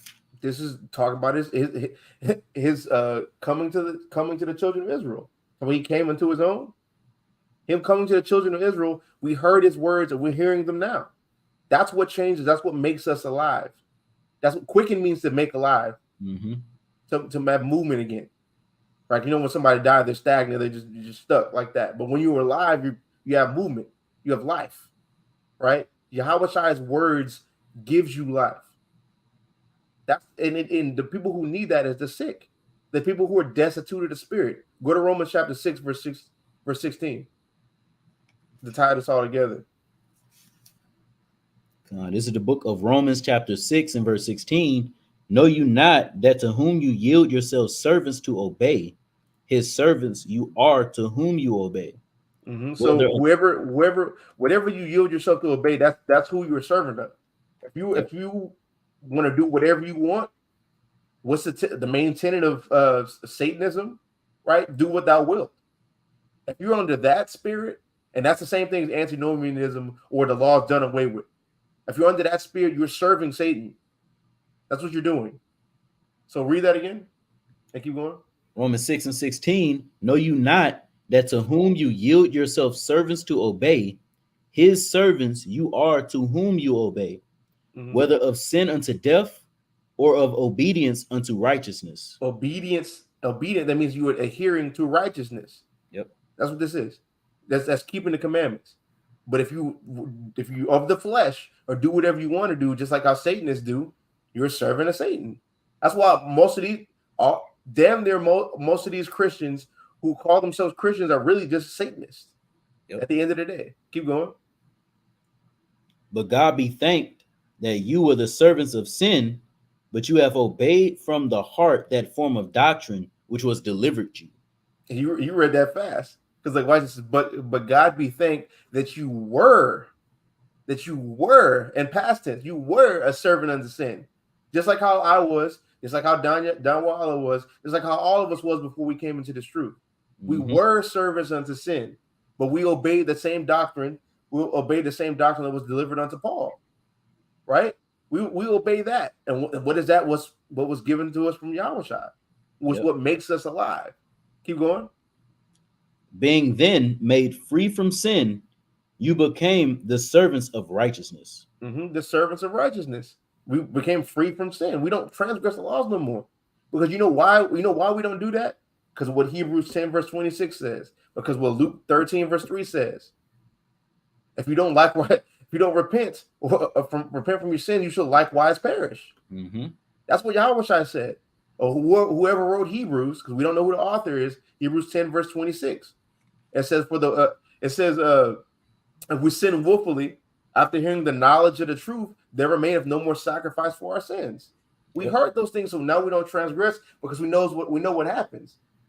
Right? It used to just be you get an ass whooping, but now it's like you really perish. Because when you look at it, get Hebrews real fast.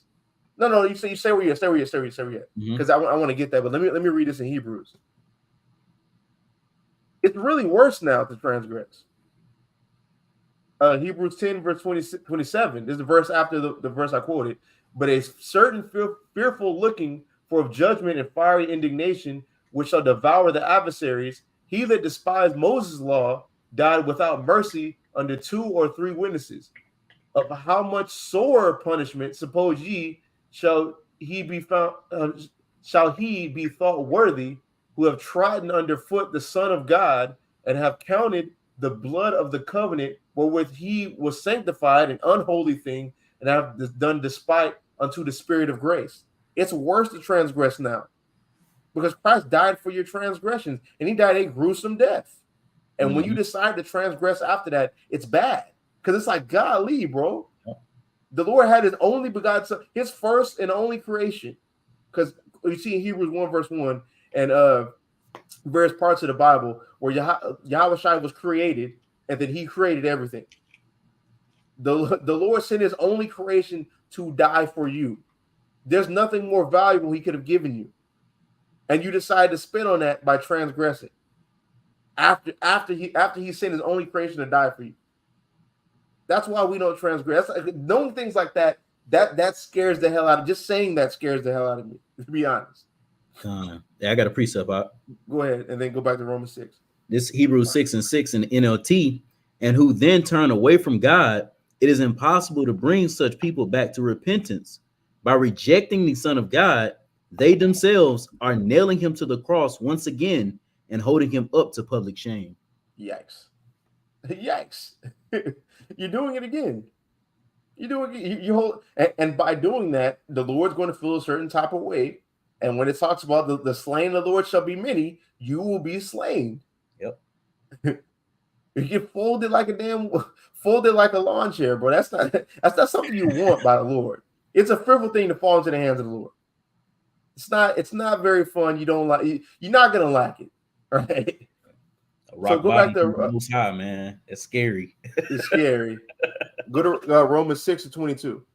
Oh, Romans 6. Okay. Yeah. This is the book of Romans chapter 6 and verse 22. But now, being made free from sin, you become servants to God. Mm-hmm. You have your fruit unto holiness, and the end everlasting life. And the what? And the end everlasting life. That's why that's the conclusion of that beatitude. Blessed are those who are poor in spirit or destitute in spirit, for theirs is the kingdom.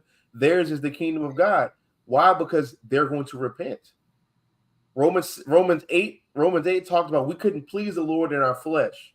That's what made us destitute in spirit. Yahweh Shai came to give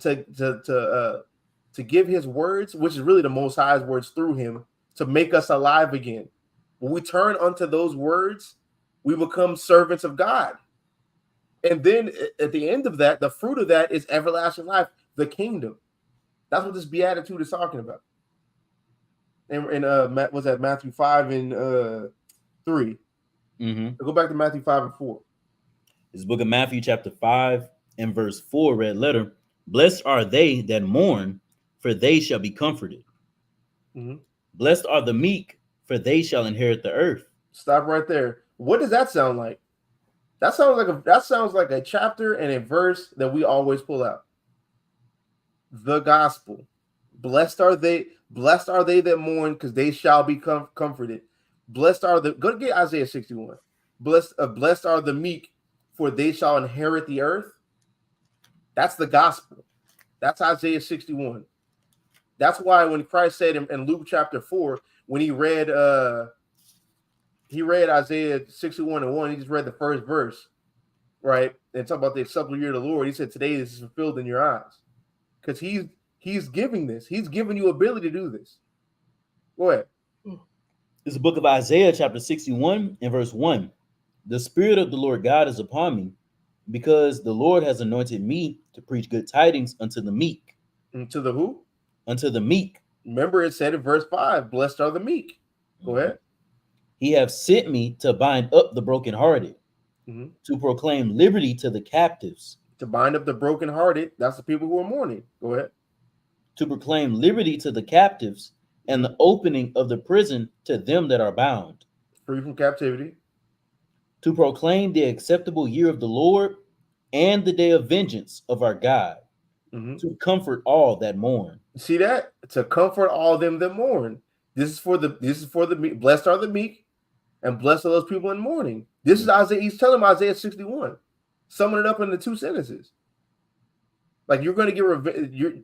Your God's going to get revenge for you. That's right. That's the day of vengeance. It's going your acceptable year is when you're comforted for all these things, when you inherit the earth, right? Mm-hmm. Where you at in Isaiah Verse 61? 3. Verse 3? Mm-hmm. Go ahead. To appoint unto them that mourn in Zion, Mm-hmm. to give unto them beauty for ashes, the oil of joy for mourning, For the, what? the oil of joy for mourning. Blessed are those who are mourning. The oil of joy for mourning. This is Isaiah 61. Yep. Right? You can drop that. Get Revelation chapter 21.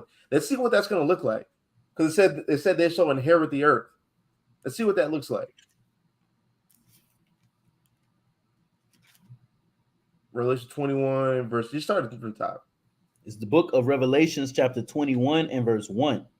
And I saw a new heaven and a new earth, for the first heaven and the first earth were passed away, and there was no more sea. And I, John, saw the holy city, New Jerusalem, coming down from God out of heaven, prepared as a bride adorned for her husband. Now stop right there. He saw New Jerusalem coming down from the skies, right? And it says, matter of fact, it says there's going to be a new heavens and a new earth, right? And we know that, like according to other Bible verses, the earth's going to abide forever, right? So we're not going to have a whole new planet. It's going to be a renewed planet that says new heavens. Now we see in various parts of the Bible, hell, when I can name off the top of my head, Revelation 12, talking about heavens being rulerships. This new rulership is Israel's rulership.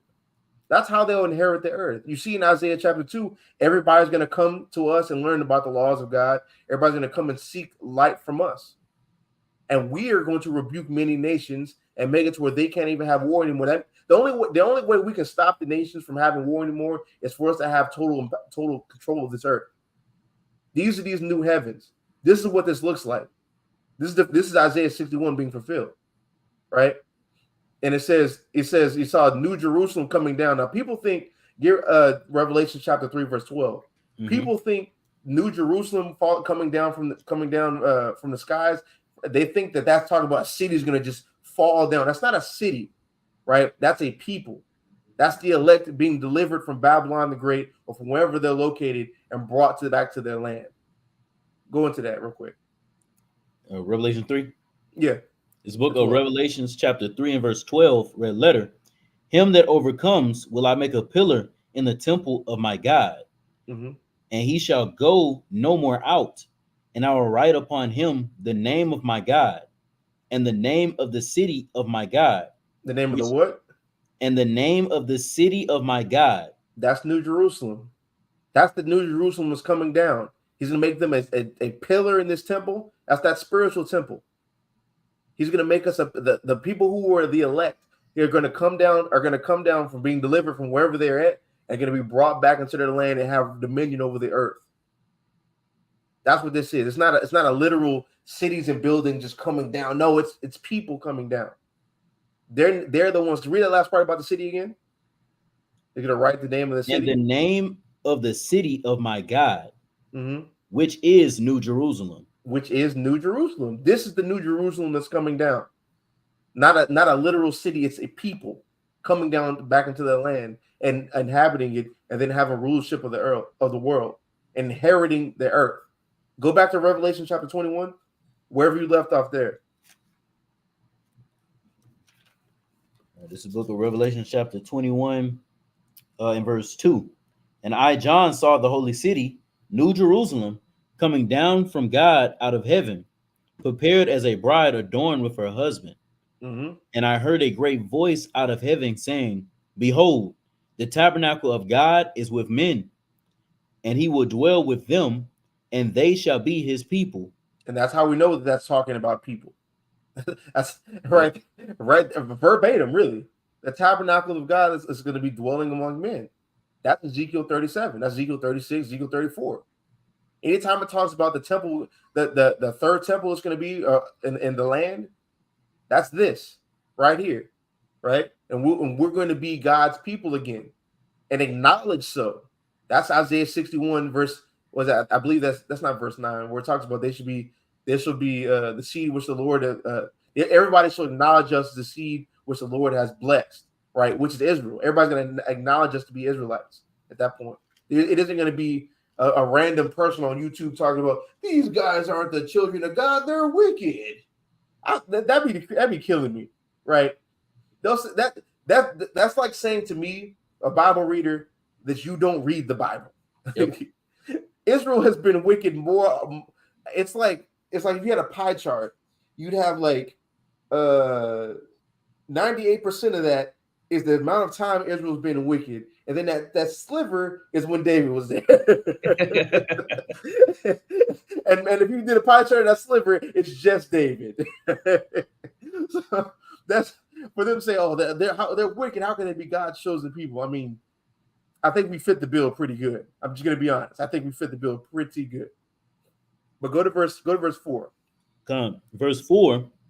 And God shall wipe away all tears from their eyes, and there shall be no more death, neither sorrow nor crying, neither shall there be any more pain, for the former things are passed away. Everlasting life, the temple, the kingdom, right? Dominion, everything. That's us inheriting the earth. We won't have anything hurting us. They won't have any infirmities. It'll be peaceful, right? Just like in Isaiah chapter 2, where it talks about like world peace among the nations. Mm-hmm. That's going to happen. It's tranquility, and who is the main catalyst of that? Yahweh, the Prince of Peace. Tranquility, man. You know that's Shiloh, man. So, where was it going? Okay, go back to Matthew chapter 5.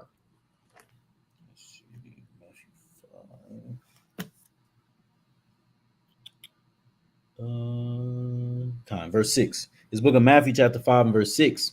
Blessed are they which do hunger and thirst after righteousness, for they shall be filled. Blessed are they that hunger for righteousness. Give me Isaiah 55. Give verse 1 through 3. Because those who hunger after righteousness. What's our righteousness?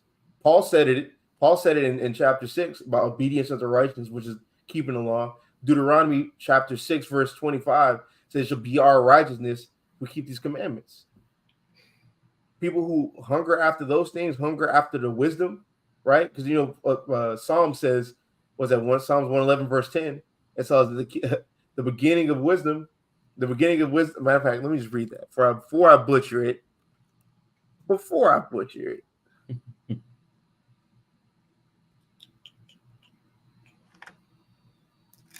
Right. So for the fear of the Lord is a beginning of wisdom, a good understanding have all they that do his commandments. His praise endureth forever. Right. That's the beginning of wisdom. People who hunger after these things and hunger after the righteous things shall be filled. We've seen that in the prophecies, and we see that in what the apostles say. Right. Go ahead. It's the book of Isaiah chapter 55 and verse 1. Ho, every one that thirsteth, come you to the waters, and he that have no money, come you, buy and eat. Yeah, come, buy wine and milk without money and without price. Wherefore do you spend money for that which is not bread? We spend money for things which is not bread, right? What do you know what this is going into? Deuteronomy, the 28th chapter, verses 15 through 68. The curses. That's why we have to struggle every month to hear rent. Talk about I'm a man of my word, to hustle the first of the first. We damn sure do that. Yep. to get this rent paid. And it's still a problem. We're spending money and buying our bread for things that don't even last, bro. That don't even last. You got your house that ain't gonna last. You got your apartment not gonna last, man. You're spending money and dropping money on a car that eventually will break down and die. Right? When the Lord wants us to seek him without money. Seek him for things that don't cost him. All he wants is obedience. That's it. That's all he wants. Because read verse 2 again. Isaiah 55 verse 2. Wherefore do you spend money for that which is not bread, and your labor for that which satisfies not? Hearken diligently unto me, and eat you that which is good, and let your soul delight itself in fatness. That's That's Deuteronomy 28, verse 1 through 14. That's the blessings. All we gotta do is because what does Deuteronomy 28, verse 1 says? If thou shalt diligently hearken unto the Lord, that's obedience. Be Yep. obedient unto this word, all his blessings shall come and overtake thee. That's what that is. The people who hunger after those things, you shall be filled with it. The people who are going to be filled with it is the people who are chosen to be the people who've been predestined to be converted or conformed to the image of Yahweh. People hungering after that shall be filled by it. And that's what we're trying to be. That's what we're trying to urge our people to be, so we can get up out of here, bro. Because I'm tired of this. Hey, I'm say quite that. tired, bro. Say that again. Tired. Read verse 3. Verse 3 is really going to prove it's the kingdom. Verse 3: Incline your ear and come unto me. Hear, and your soul shall live. And I will make an everlasting covenant with you, even the sure mercies of David. That everlasting covenant, we see that in Ezekiel 37. Ezekiel 37 is kingdom connotation, right? That everlasting covenant, that's the new covenant. That's Ezekiel 20, when we were brought under the rod of the covenant. And where does that take place at? That takes place in our land, us being delivered from Babylon the Great. So if we hunger after these things by diligently hearkening unto the Lord, we can be filled by these things. We can be a part of that first resurrection where the second death has no hurt on us. We can be part of that. And while you're here, give me James chapter 1, verse 5. While you're here in Babylon the Great, you should be trying to increase your wisdom past that. You see in Hebrews 6, we go on from the elementary things of repentance and I'm paraphrasing, but going on further into more advanced things, right? And you do that by praying and fasting and asking the Lord for wisdom, because he'll give it to you. Go ahead. This book of James, chapter 1 and verse 5. If any of you lack wisdom, let him ask of God, that gives to all men liberty and Liberally. liberally, and upbraideth not, and it shall be given him. Mm-hmm. But let him ask in faith, nothing wavering. For he that wavereth is like a wave of the sea, driven with the wind and tossed. You know what that wavering is? That wavering is lack of integrity. Your faith, literally, your faith is defined by your integrity. Mm-hmm. So if you don't maintain your integrity, and if you don't maintain your integrity, the Lord knows that already. You're sitting there asking for wisdom or asking for understanding. Maybe examine yourself and see if you really be in this. Right? It literally says that James literally said, like, the Lord gives it liberally. Like he'll just, here you go. You can have this. But you have to ask of faith. You have to ask and not wavering, not having cracks in your foundation, chinks in your armor. Because does it say that the man who does that won't receive anything? Did you get that part? No. You want me to keep reading? Yeah, keep reading until it says that. Verse 7. For let not that man think that he shall receive anything of the Lord. Yeah. A double-minded man is unstable in all his ways. A double-minded man is a man who has chinks in his armor. A double-minded man, it's like a vase. Like, could you see in Romans chapter 9, it talks about a vessel unto honor and vessel unto dishonor. Vessel holds, like, as far as, let's say, alcoholic drinks, right? You see them called spirits. They're held in glasses. Those glasses are called vessels. Like our body is our vessel that maintains the spirit, right? So a man who has compromised integrity, or a vessel that has compromised integrity, or let's make it in layman's terms, like a glass vase that's got cracks in it. When you pour water in that, all it does is leak out. Yep. That's all it does is leak out. That's just like with wisdom, with somebody who has chinks in their armor. That's why you can't retain knowledge. That's why you see in Wisdom of Solomon chapter 1, what is that? Wisdom of Solomon chapter 1, the Holy Spirit of wisdom flees deceit in the center. You're like a vase with crack. I think there's a verse in Proverbs that says that verbatim, actually. It escapes me, but that's what it is, man. Like that's what an actual double-minded man is. Like, people like to use that for things for things that that aren't talking about double-minded man. He said, "Oh, he said this, then he said that. Oh, God is double-minded. Double-minded means like you're wavering. Your faith has been compromised. Your integrity and your character has been compromised. That's what it means by double-minded man. But you can go back into that Matthew 5. Mm-hmm. The book of Matthew, chapter 5, and verse 7. Blessed are the merciful, for they shall obtain mercy. Blessed are the merciful, because they shall obtain mercy, right? And let me just get a verse real quick to prove what that's talking about. All right, this is fast. James 2.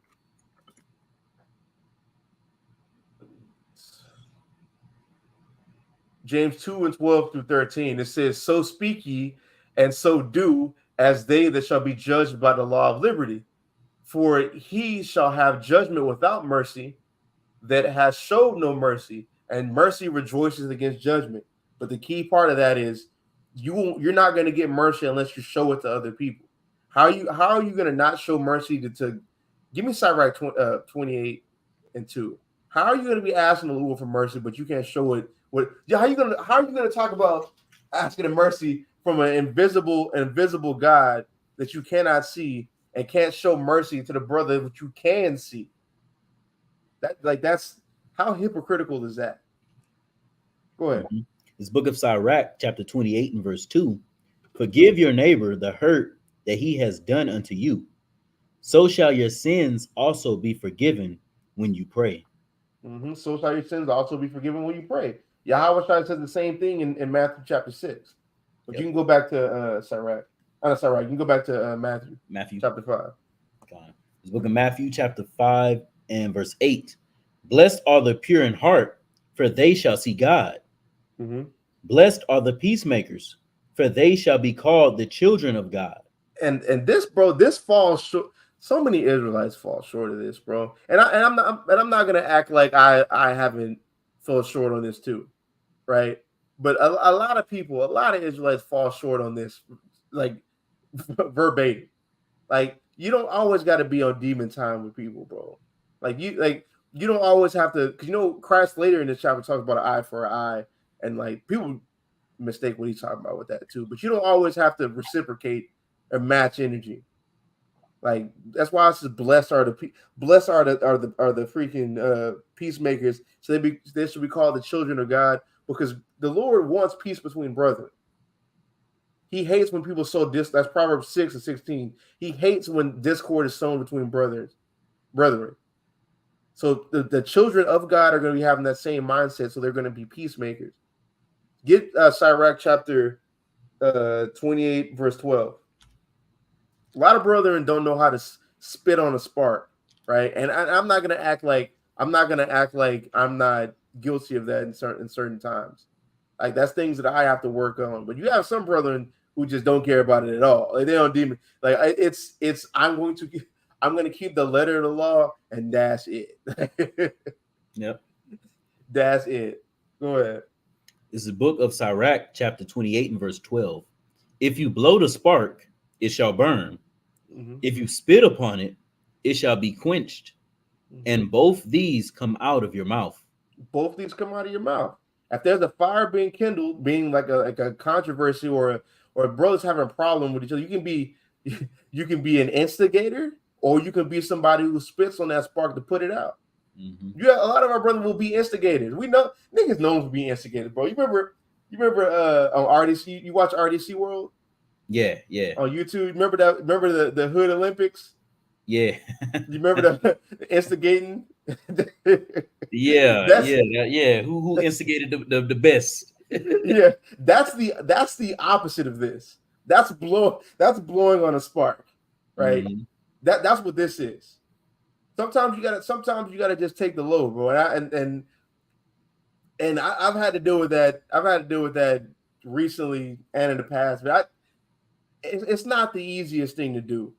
But you do it for the sake of Yahweh Shai, because if you don't do it, you make yourself a hypocrite, and that's one of the hardest things in this truth. Just trying your damnedest to not be a hypocrite, because you're out here, you got a mic and a camera in front of you, teaching the children of Israel, But behind closed doors, it's hard to keep your integrity because you have to really take the low on certain things just to maintain the peace, just to not make something into something worse something worse than it needs to be. Something how would I explain that? Make something bigger than it needs to be, right? So, I mean, that's pretty much on that one. You can go to the next one. This is Matthew chapter 5 and verse. Let me see where I'm at. 10. Verse 10. Blessed are they which are persecuted for righteousness' sake, for theirs is the kingdom of heaven.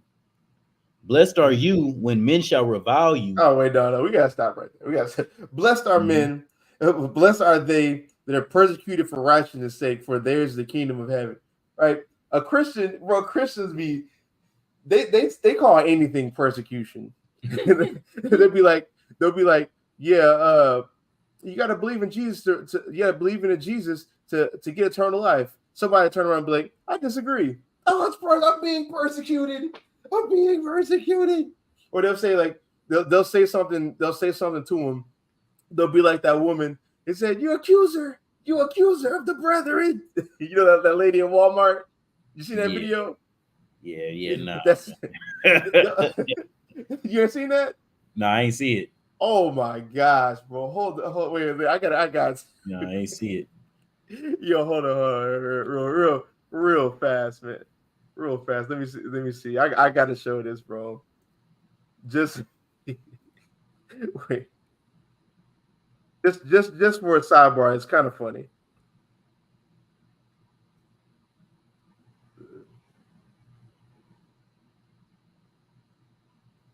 Oh, wait a minute. Never mind. It's not gonna play. It's not gonna play because I got it going through my focus right. I said Wikipedia is not a primary. Yes. Wait, could you hear that? Yeah. Okay, wait. I guess it might play. Yeah. Okay, there's this accuser.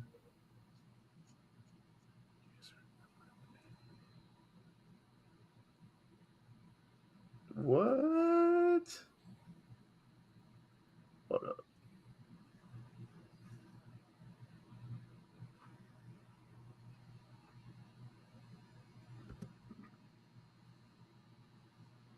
I mean, they took it down, bro. Oh, there it is.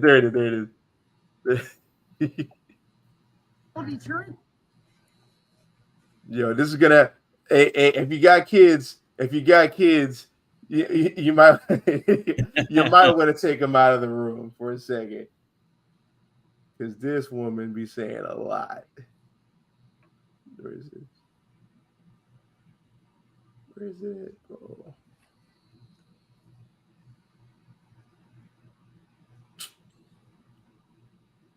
Nah, man.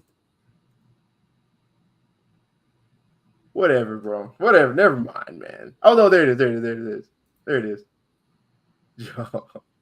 Motherfucker. I'm just trying to help you. I'm sorry, but I don't need your help. Yes, you do, motherfucker. You do need my help, sir. Can't you see that, you son of a bitch? Could you please just let me check out my groceries? Fuck you. I'm trying to help you, motherfucker. Wow.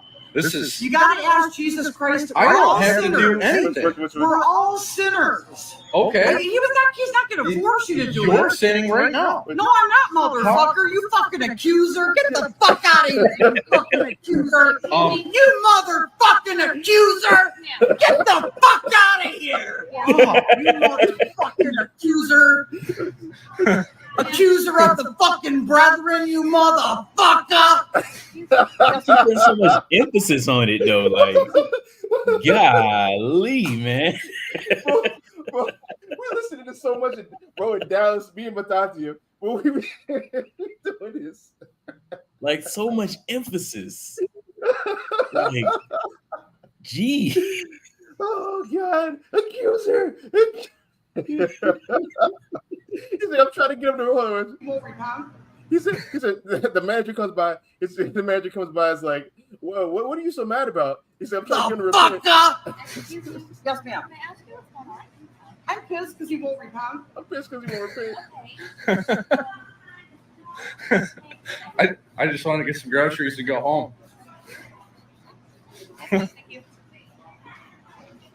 Esau, man. Esau. I gotta show you what you stole about this real quick. There it is. Fuck you! Shut the fuck up! You all better repent! Because the kingdom of heaven is at hand! Shut the fuck up! Oh my God, bro. This video is such a classic. I said it's a classic, bro. Oh man, hey. Esau, man. Esau. But that's what I mean. But they think somebody telling them that they're sinning right now. They think that's persecution. The persecution. How did I not see this? The persecution that the Bible's talking about. Get Revelation chapter 20. Right. Like this it's a different type of, it's not somebody disagreeing with you. That's not the persecution.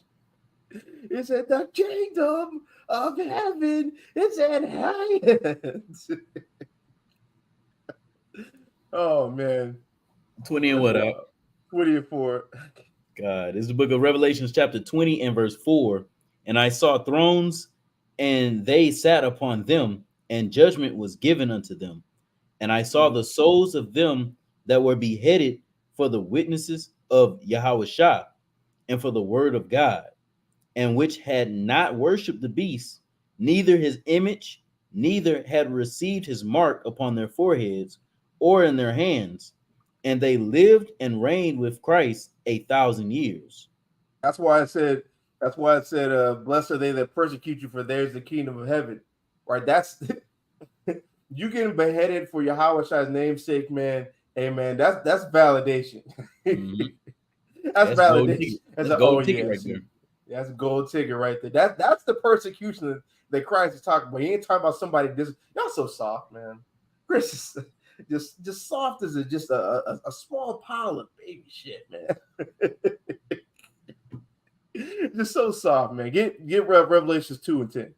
Mm-hmm. That's a quick one. This is the book of Revelations, chapter 2 and verse 10. Fear none of these things which you shall suffer.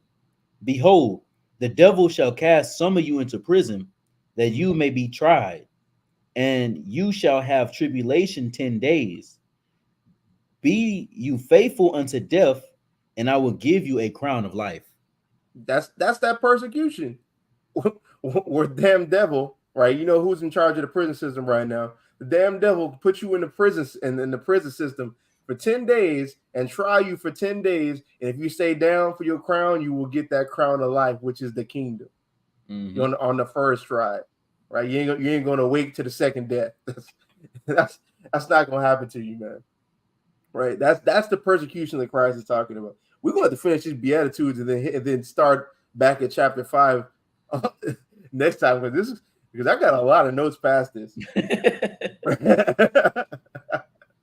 We're gonna do that, but let's finish the beatitudes out. Go to verse 11 in Matthew 5. This is Matthew chapter 5 and verse 11. Blessed are you when men shall revile you and persecute you, and shall say all manner of evil against you falsely for my sake. Rejoice and be exceedingly glad, for great is your reward in heaven. For so persecuted they the prophets which were before you. Mm-hmm. And how did Israel persecute the prophets? Man, they killed. What they say? Jerusalem that killeth the prophets. Mm-hmm. That's what they did. And it's in the first part of it, in verse 11, it says, "Blessed are ye when men shall revile you and persecute you, and shall say all manner of evil against you falsely for my name's sake." Bro, it'll be every new day. Anybody who want to just type in Hebrew Israelites in YouTube and then switch the filter to today or lower view count, it's always a new Christian every day making up lies about us. You get on there saying, "Oh, we're evil, we're terrible, this, X, Y, and Z." They don't do that about other Christians, though. They don't. Christians will get together who believe drastically different. You have Christians who believe in the Trinity and Christians who don't believe in the Trinity, but they will come together on the sole purpose of trying to disparage us. right? They're not doing that. They're not doing that towards each other. They're doing that to us. That's validation of who we are. They hated Christ. Give me give me John chapter 15, verse 18, right? That's validation of who we are. The true disciples of Christ, they didn't like people see Christ's words being rejected in certain places. Mm-hmm. You telling me that now in 2023, all y'all respected by teaching the same things he did? No, y'all can't possibly be teaching what Christ said. But when we teach what Christ says, people will get on YouTube, they will get in front of their camera. They're not going to teach what they think the gospel is. They're going to get on there and lie on us. They're going to get on there and make videos about us. They're going to have conferences about us. Freaking, I remember Minister Dumbass Chris and Oak Cliff, the Oak Cliff, what is it? Whatever the demon time that church is called, right? Try to find out my name, my address, report me to my employer, right? Back when I was, and it's funny, bro, I was self-employed. I was self-employed at times. I mean, you remember that? You be watching some videos on the internet, but it's I want to talk to your manager. I'm just gonna turn around and come back around. Well, I am the manager. Put a tie on. Put a tie on. Yeah, I am the manager, right? They're not doing that to other Christians. Nah, but that's validations. That's validation of who we are. Go ahead. Hey, just to land me back on what you just said, man. I remember back on the Clubhouse days, they had a room with, let me say this for the right algorithm, alternative lifestyle room. All right. Please. So, so Israelites, it was Israelites and Christians. They both went in the room, but by the end of the room, the Christians sided with those on an alternative lifestyle and was going against those of the Israelite persuasion, man. And it was crazy. Yeah, it was crazy. Wow. It was like crazy. I told you, listen, you crazy earlier when I say Christians. When I say Christians ain't gonna have no problem with homosexual, because you can't, like, you're gonna have, for what y'all to believe in to stand, you're gonna have to say it's okay to be a homosexual. Mm-hmm. You're gonna have to. Yep. Because if that law stands, hey, why does adultery? Like, it's a slippery slope for them, and they don't want to give up too much ground. You give up too much ground, you got to give up all your ground. Yep. So this is John chapter 15 and verse 19, red letter. If you were of the world would love his own.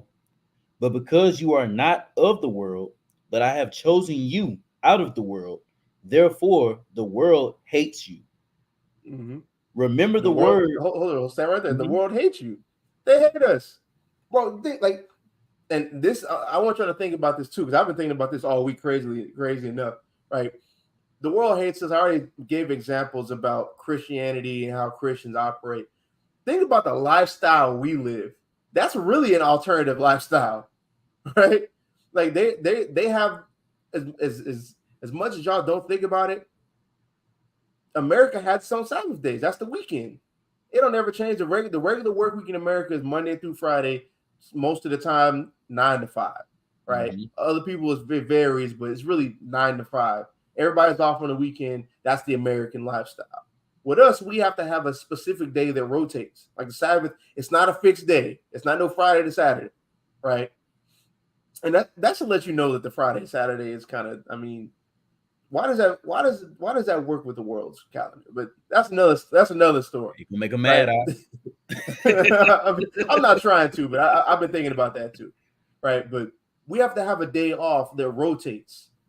No matter, like, for the majority of time, it's always against what they got going on. Their holiday is always against what our holidays, and their holidays always are clashing with each other. Our high holy days, Sabbath, new moon, always clashing with theirs, with their lifestyle. Our lifestyle is complete. We have to live like I said in Hebrews, like pilgrims. Mm-hmm. We have to live like pilgrims here. Like our lifestyle is completely against theirs.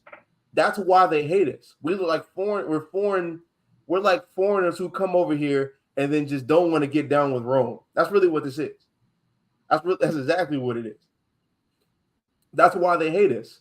And then we have the audacity to say that they can't be part of salvation and that you have to keep the laws. Now they're really upset with us. Of course, they're going to be angry because as a byproduct of that, it exposes their hypocrisy. So if all three, that's the perfect trinity, a trifecta of hatred that they're going to have for us. That's why that's why they're so vehemently against us. That's why we see so many people coming against us. It's just crazy. I was listening. What did Xavier say? It's just crazy, kind of crazy, and literally asking my wife to take off lunar Sabbaths. Hey, try your best to do it. I ain't never had a job that gave it to me, but hey, I tried. I tried, man. The only time I had it perfectly is when I was self-employed. Matter of fact, when I was working in HEB, they gave it to me. Never mind. I changed my mind. HEB gave it to me. Right, but for the most part, outside of that, I ain't find no other job that I give it to you. But that's just because these jobs, these plantations go with the way the world is, and our lifestyle is alternative to them. We're like a foreigner that comes around that they hate, just like how I do with the what they name the East Indians. I can't stand them. What did Dave Chappelle say? I would show the clip, but Comedy Central and them copyright claims is a mofo. But he said, I hate over there stink. I can't understand you. Go back to where you came from. That's how I feel about them, and you know, that's how they feel about us. So if we was of the world, they would love. Read that again. This is John chapter 15 and verse 19. If you were of the world would love his own. But because you are not of the world, but I have chosen you out of the world, therefore the world hates you. Mm-hmm. Remember the word that I have said unto you. The servant is not greater than his Lord. If they have persecuted me, they will also persecute you. Mm-hmm. If they have kept my sayings, they will keep yours also. But all these things will they do unto you for my name's sake, because they know not him that sent me. And that's the thing. These people don't really know Christ. They don't know Christ. All they know is the world. That's why they hate us. That's why they hate Christ. The servant ain't above his master. So well, I mean, if they hated our master, they're gonna hate us too. What? Not only that though, but it says because they know not him that sent me. They don't know God. Oh, they don't know God. Yeah, they don't know God, man. Like, yikes! Yikes! Damn. Yeah. So in other words, if somebody hates a Hebrew Israelite because they follow the laws of God, they don't know God. Oh yeah. But we're going to have to pick up Matthew 5. Pick up Matthew 5 next time. We already going past the limit. You know, freaking Ariana about to start in the whole hot second. You got anything to say in closing? Nah. We pretty much touched on good points. Good points. Yeah, man. But with that, I'm gonna say call halal Yahweh by Shema Mashiach Yahweh Shai and say Shalom, man. Shalom.